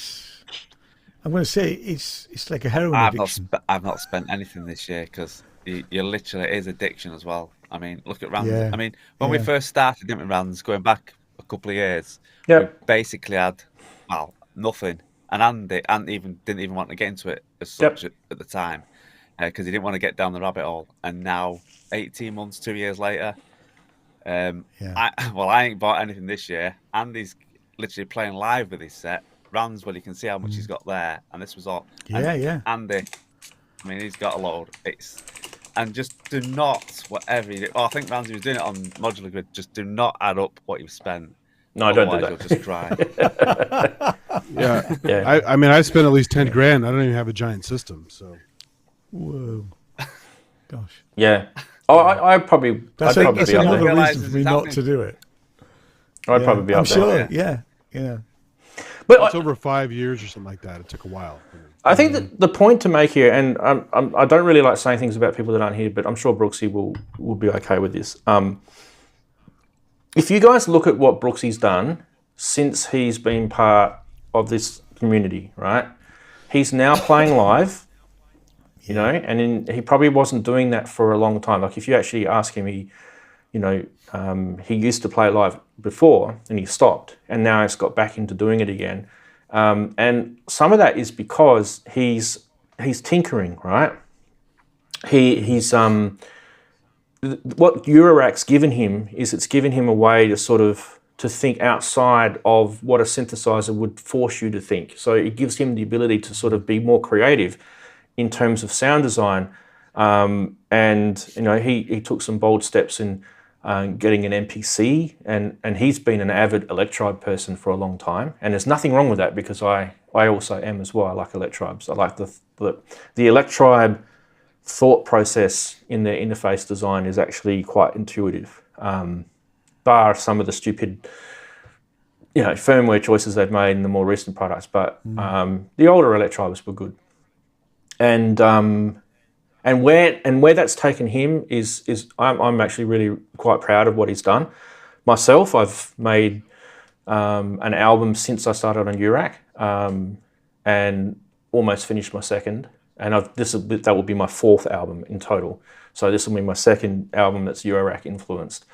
And the sounds that I'm getting are completely different to what I would have got doing my normal sort of hardware synth sort of method or VST methods. Now, not saying that you can't achieve those sounds that way, but it's just, there's an old saying about the journey that you make is the path that you take. And if you don't know how you're going to make a sound because you're not really, you're not sort of gelling with that product, or you're not gelling with any of those products, or the restrictions are kind of frustrating you, what Eurorack does is it literally throws everything up in the air and it says, okay, start from scratch. And some people would be like, no way, there's no way I could do that. I can't do that because I don't even know where to start. What do I do? And fair enough. That's them. But for me, it's like, hang on a minute, if you just clean the slate, like let's start with the oscillator. Now let's work out what type of oscillator do I want. And I can be so granular with those decisions and then decide from that point, I might want to have a Moog sounding filter with an ARP sounding oscillator with a CS80 sounding envelope. Do you know what I mean? Like it probably won't sound anything fancy, but in my head, I'm thinking to myself, I'm having fun doing this, and then as a result, it's going to be quite a unique sound. So it's just like doing mini Moog patches from scratch, but you have more options. So Yeah. I mean, and that's what I can't do with Max MSP. I can do, take an oscillator. The choices I've got are nowhere near what you would get with Eurorack. The problem for me is that I would want all those really weird, strange modules that do really weird, maybe generative stuff or randomization. I love all that sort of stuff, and I would fall down the rabbit hole. And I am purposefully resisting. Oh, like Turing machines. Yeah, well, exactly. Yeah. I have a look every so often and I think, well, and I am resisting. Money is an issue as well, isn't it? Yeah, of course. Yeah. So then I would go back to Max MSP and say, right, I'll try and do this in this. So there's one module that I've built. I haven't bought, and I don't know if it's because I just haven't got to the point where I'd needed it, and that's Ornaments in Crime. We talked about it a couple of weeks ago. And I'm definitely now sitting in the sort of corner where I feel that there's so much of a need for Ornaments in Crime now for what I'm doing, because like maths, it's another Swiss Army knife type module, and there's going to be people that will completely hate modules like that because it is menu divey. It's based on a tiny little screen, and you do have to press buttons and find things But the amount of stuff that it can do is crazy, and there's custom firmware for it if you want to go down that rabbit hole as well. But for me, it's doing things like, if I want another quad envelope generator, bang, I've got another one. If I want Turing machines, bang, done.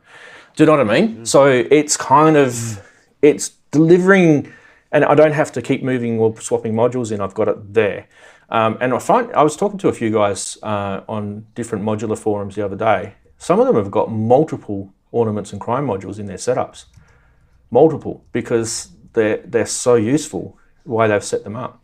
So expect to see Ornaments and Crime come in soon. It's been around for a long time. The one thing I have been looking at, and I have been resisting, is it's not Eurorack, but it's the organelle. The fact that you can use pure data, I think it is, which is very similar to Max MSP, where I can, you can load it with stuff, and I keep looking at that, and I think I'm quite keen on, now whether I'm not in a position to buy one now. I have looked at them second hand, and I don't want the version 1. I'd want the version 2, but I love things like that I could, where you can actually do stuff. I know you can do stuff with, all this sort of stuff to some extent, but, and because I know Max MSP, doing stuff in pure data isn't a big leap, so I may go down that route. I am also waiting for the, what is it? Is it the Terror? It's the Terror, isn't it? The new thing from the guys who do the Lyra. Well, Enter's really good I want too. one of them. I mean, I quite fancy the Lyra 8, but I think I'll wait for the Terror, and because I know it's got to be £500-600, even probably the cheap version. And I like things like that which are completely weird. Yeah, bonkers. And that is weird. Yeah, bonkers. Me too. Yeah. So that'll be next year probably by the time it comes out. See, I think this is what I think. I reckon if someone sat down with you and showed you some of the Make Noise stuff, you would literally love their go, because that's kind of they've got really quite intelligent sound results with their designs of their products, but they can be so bonkers, which is what you want. You want it to be so. It is. I do. I want it to be like so alternative. Yeah. I can't get any of that stuff from a conventional synth. That's what I like. Yeah. So I'm VCV rack. We could, yeah. Yeah. And I used to have it's gone now, but on iPad there used to be an app called Module, which doesn't work anymore. One called My Rack. And I bought that. It's basically VCV rack for iPad. It's called My Rack. My Rack. I need to make a note of that. But yeah, so I had Module, and I played around with it a little bit, but not to any great. Yeah, MIRACK. See, right. See, this is the thing. Like, I think one of the guys in chat just mentioned. I was just thinking about exactly the same. Half God, Half Beats, the Moog DFAM See, for me, that's something that I still want to get my hands on, because that's something that goes bonkers too, right? That is a bonkers thing. That's my bonkers machine, that. It is. I haven't spent enough time with that. I've played with it a little bit at shows, but not to any great degree, and I think I need to, you know. And just so if you are listening and watching, and when we say bonkers, we're not meaning that in a negative way. We're meaning that in a positive way. No, we want the bonkers way, stuff. yeah, exactly. Bonkers is good. Yeah. See, I wasn't overly impressed by the Mavis. It's basically just a work stat, though, really, isn't it? Yeah. It's a work stat with a bit extra. Yeah. I don't think the original it's trio is supposed to really be nice, though.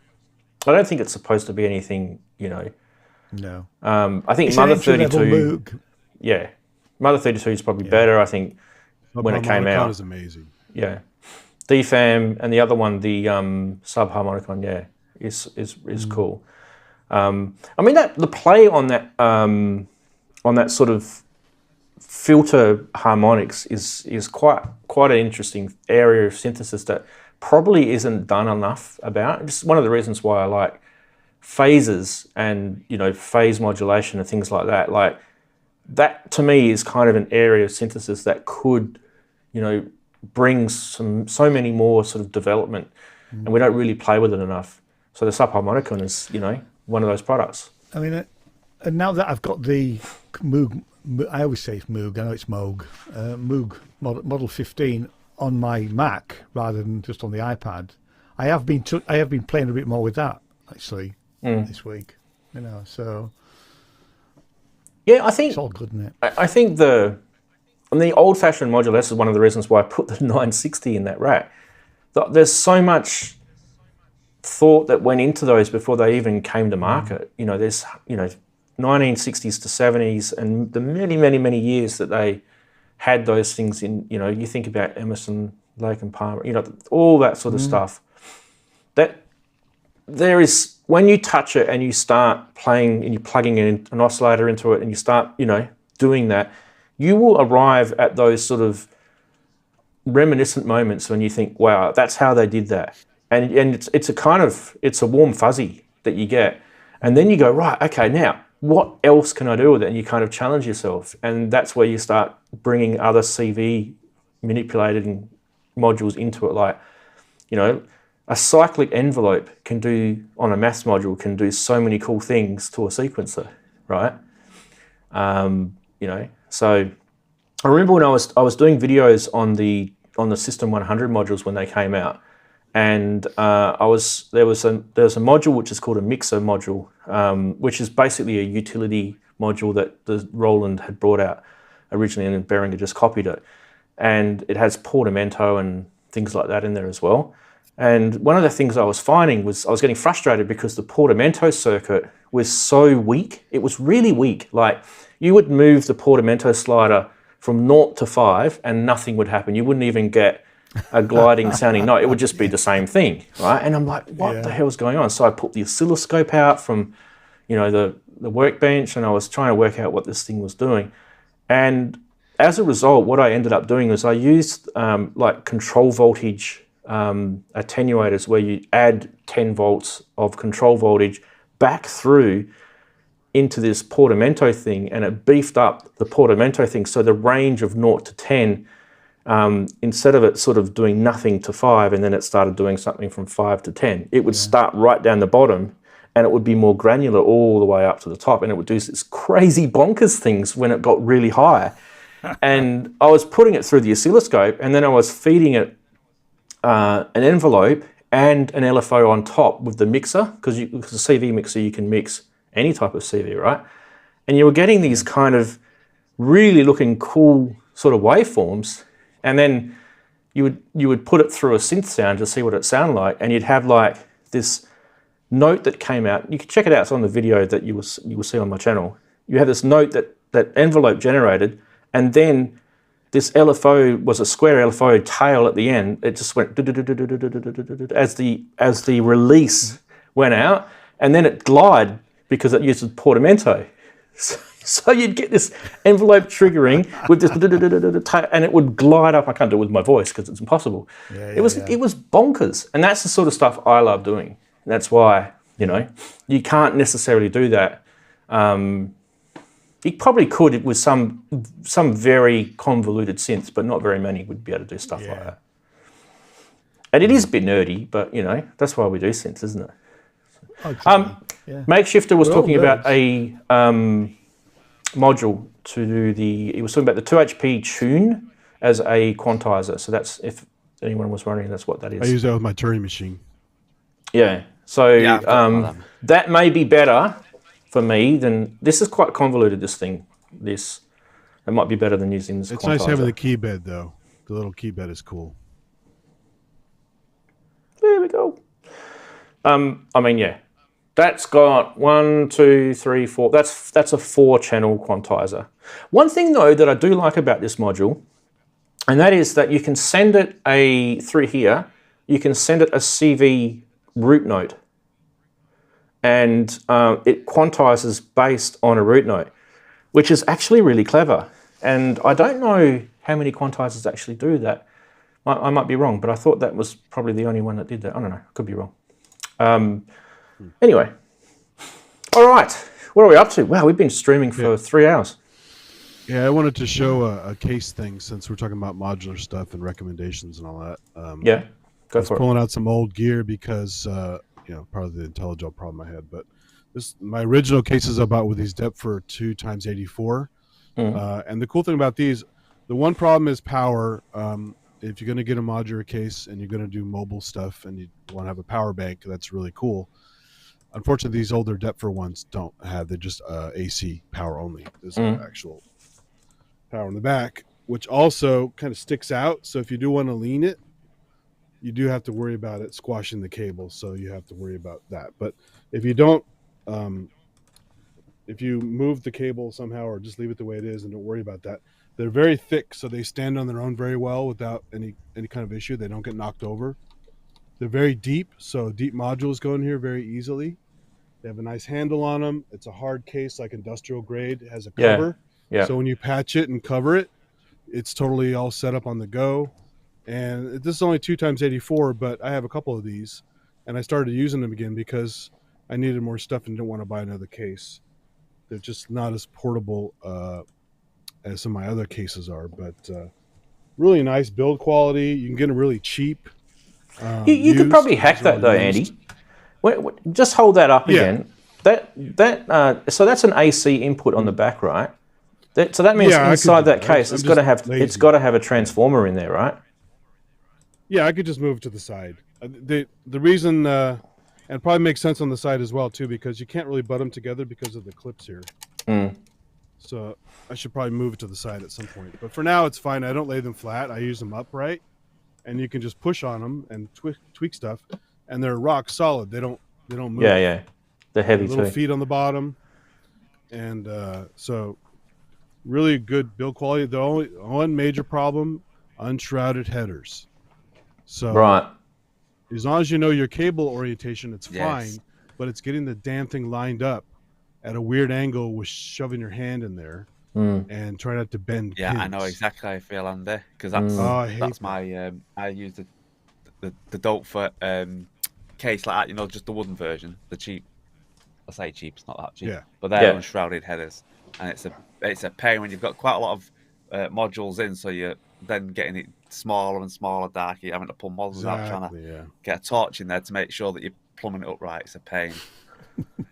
And if you put too many small modules in here, you'll run out of slots because it's smaller power board. It's only got so many headers, So Andy, keep holding that up for a second. I don't want to for too long. One of the things about these is it's like a boombox. Yeah. Do a bit of arm workout. If you think back before Eurorack existed, this modular system was actually around in electronics, and it was actually a standard. And so test equipment people would actually have cases like this, and they'd take them out in the field. Exactly. That's what they did. I think they retrofitted those for this. Yeah. So that actually reminds me when I was working in the military, we used to have things like this that we used to take out in the field, and they had like electronic modules in them. measuring test equipment, things like that. And there's those little cable ties I found on Amazon here too to keep them bundled together. So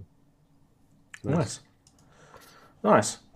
So yeah, in the chat, let us know if you guys felt the conversation that we had today about modular planning. So if you are watching now and you missed out the start, we did a segment at the start where we went through.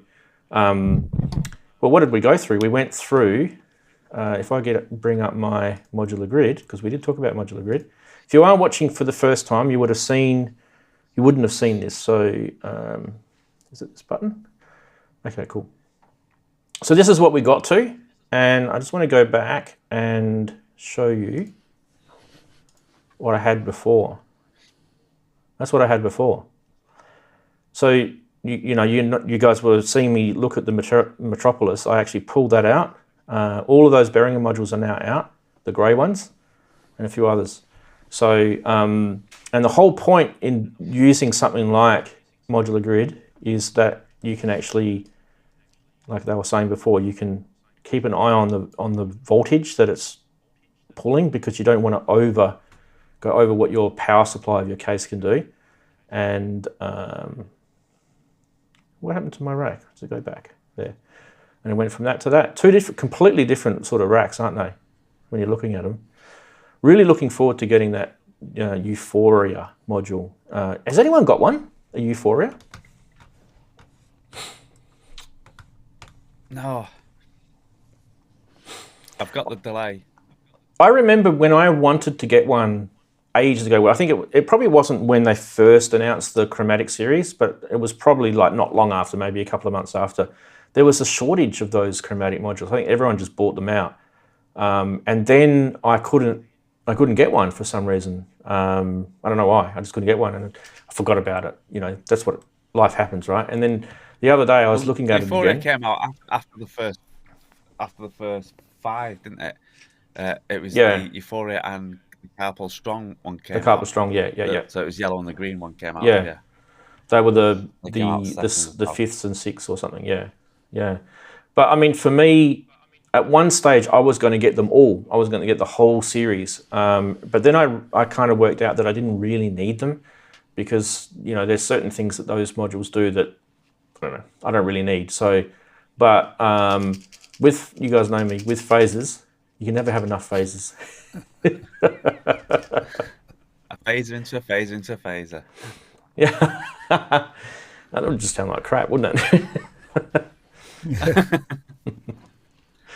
All different modulation speeds. It'll be kind of fun. Let's see what the chatties are saying. We'll probably wrap it up in a sec, guys. Haven't really spent a lot of time with the chatties today. I do apologise, guys in the chat and girls in the chat. Been busy today. I don't know why. Sitting in the rack, not used. Chromatic series, says Keith. That's no good. Got to use it. Now that you've watched this, go and use it.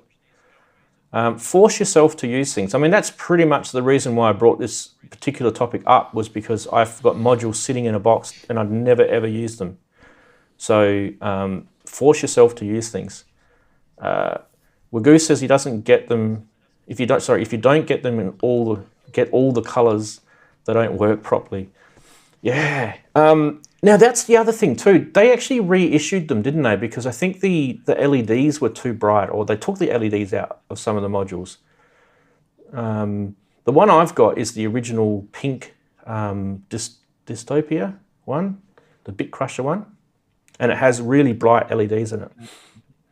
Does yours have LEDs in it? Yours would, wouldn't it? Darren wouldn't have bought it if it didn't have LEDs. Yeah, exactly. You want to see mine now? I've got the module I got. The only thing I bought this year, which was, that parcel I was waiting for, that's a couple of weeks back. Post. Well, it was a module, so we'll discuss that at some other point. And it sort of just filled up the top case nicely, and it was to try and replace. Well, not replace it. How I have the issue with the BeatStep Pro. I just didn't get on with it.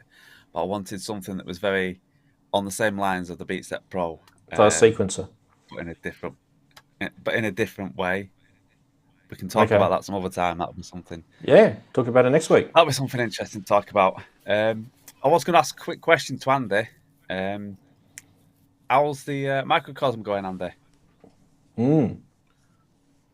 I was going to use it in the last hardware jams, and because it was such a last minute thing, I didn't have time to tweak it the level I wanted to, so I left it out. So, and that was the only chance I had to do any music stuff lately. So, been doing a lot more stuff with microscopes, but I definitely have plans for it. It's beautiful. I got it all set up the other day just to twiddle with it, but not record anything. And it's glorious. It's really fun.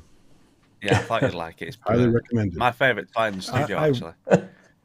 I want one of them, but the import duty is massive on it at the moment.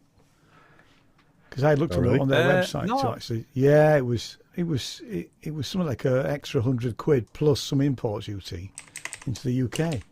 Couldn't believe it. No, I didn't. I didn't. Well, how much was it? How much? When did you buy it? I can't remember. I bought it this year. year. Here's the problem. They talked about it.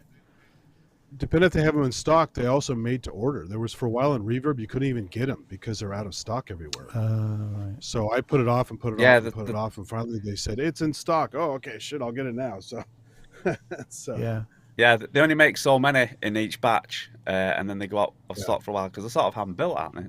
So, yeah, and it's never mine's. It's a pen serial number on the bottom. It's written by hand. Wow. And there's it's no definitely sale on always the same price. Yeah, after we talked about it. Ian, you was on about really weird sounds and just creating some magical stuff. Well, that's the sort of thing that'll do you, because even just with a normal synth, you can create some absolute. Well, that was my last track, which was Rings going through the microcosm. Yeah. I kind of feel, Darren, I kind of feel you've got a bit of microcosm in if you use like clouds and marbles together. You kind of have that as well. Yeah, you have. Yeah, you can mix very similar. Yeah. I mean, it probably doesn't do the same algorithms and like the matrix thing that it does. I love that matrix thing that it does. That's so cool. Really, really cool. So that's kind of on its own level, that thing. I mean, I probably just get that pedal just for that. Seriously. It's actually really cool. But I've got so many things that I want to get. I was just going to quickly show Lady Aptitude was making, it's disappeared now, damn. She made a very good acronym. I'm not going to pronounce it, but I'll just give you the letters. So if you have Gear Acquired Never Used Syndrome, or GANUS, you guys can pronounce that yourself. And then if you have too much gas, it gives you this particular problem. I thought it was very, very, very, very clever. You can TM that, I think. I think you should TM that. That's definitely a cool thing. Gear Acquired Never Used Syndrome. Yeah. I don't think I've got that, but I think I've got left it in the drawer too long syndrome. And forgot about it and go, oops, shit, I haven't used that. Yeah. Definitely get a t-shirt happening. Yeah, I like it.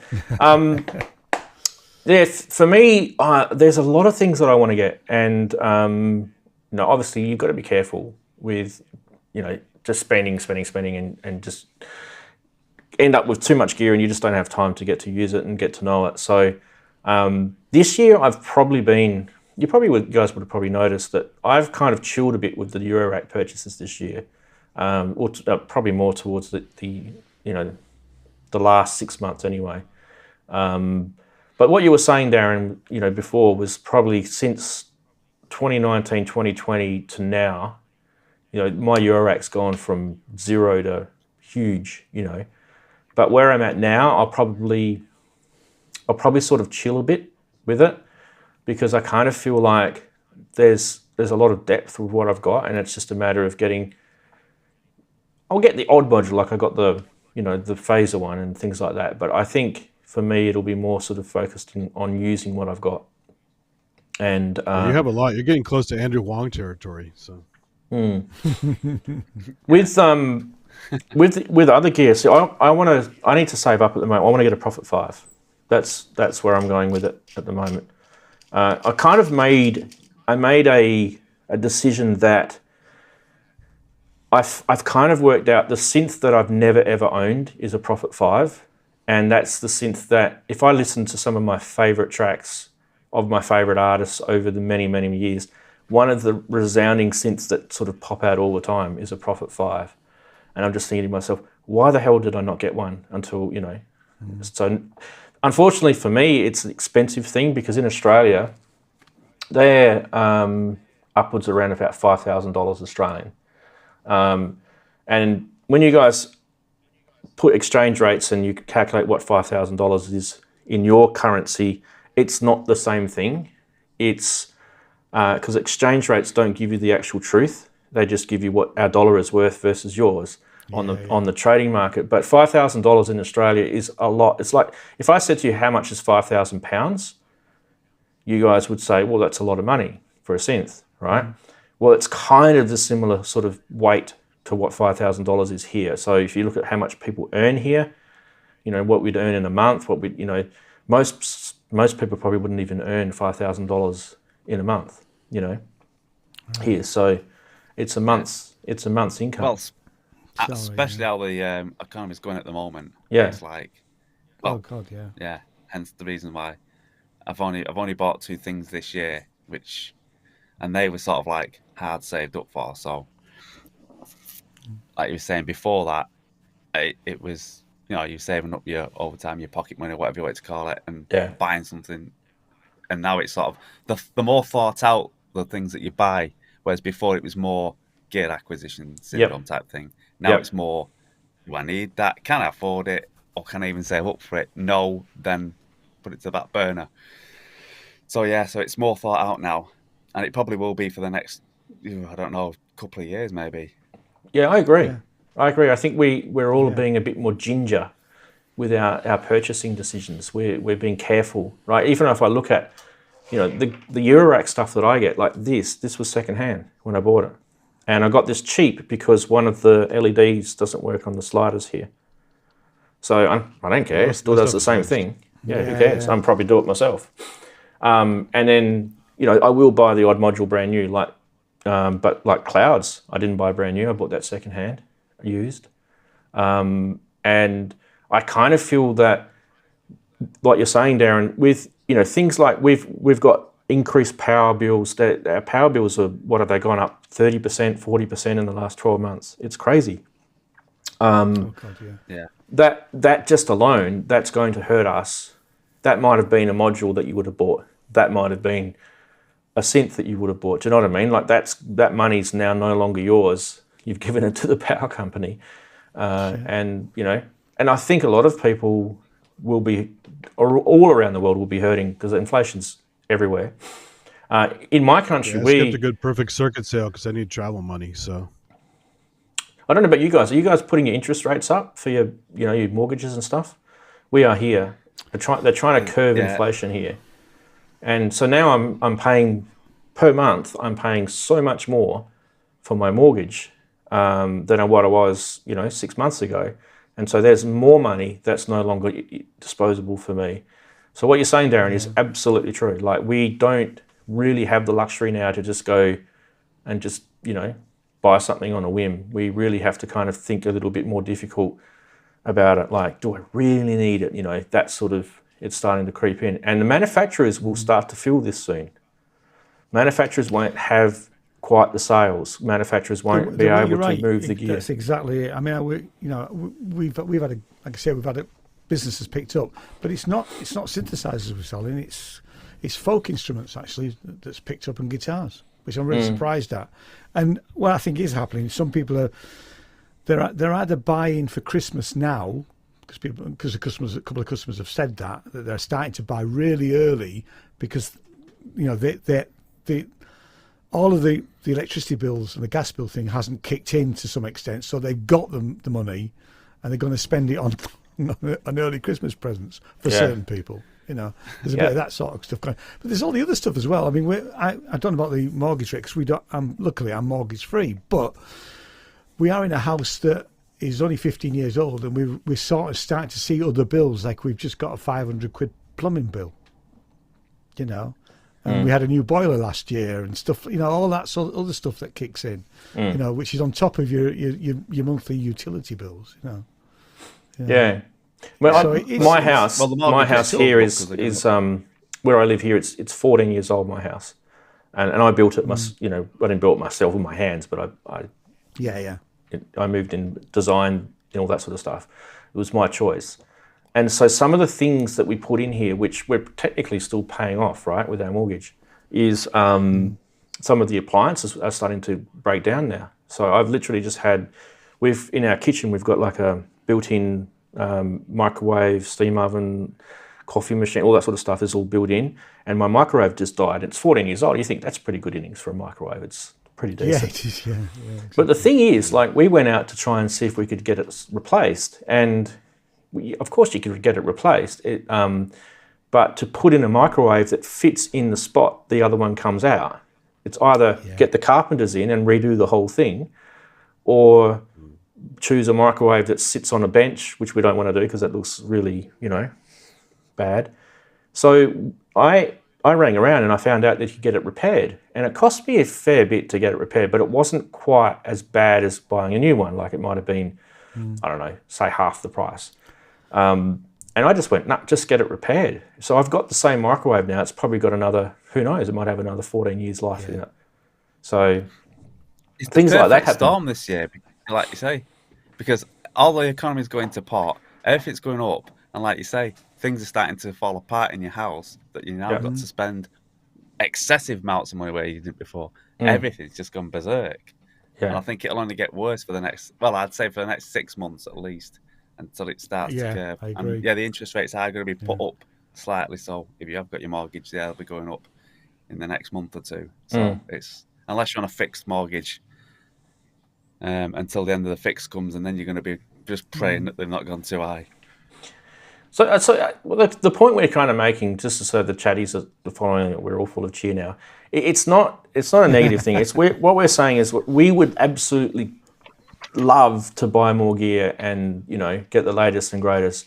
But I think what we're trying to say is that I feel we're all kind of in agreement that I think most of us are kind of second guessing. We're not just going out and spending. We are sort of holding back, and we're being a little bit more frugal with our money. And I think it's worth discussing, because I think it's definitely something that's happening. Some of us That's why I've got that in that situation. There. Some of us drive around in Lamborghinis. That's fine. But the space up there, originally that was going to be filled this year until it all went pear shaped to the economy.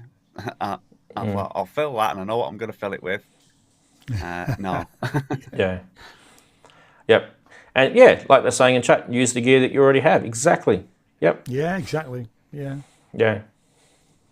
Anyway, like I said, still want to get a Prophet 5. Don't know how it's going to happen. Maybe I'll win the lotto or something like that.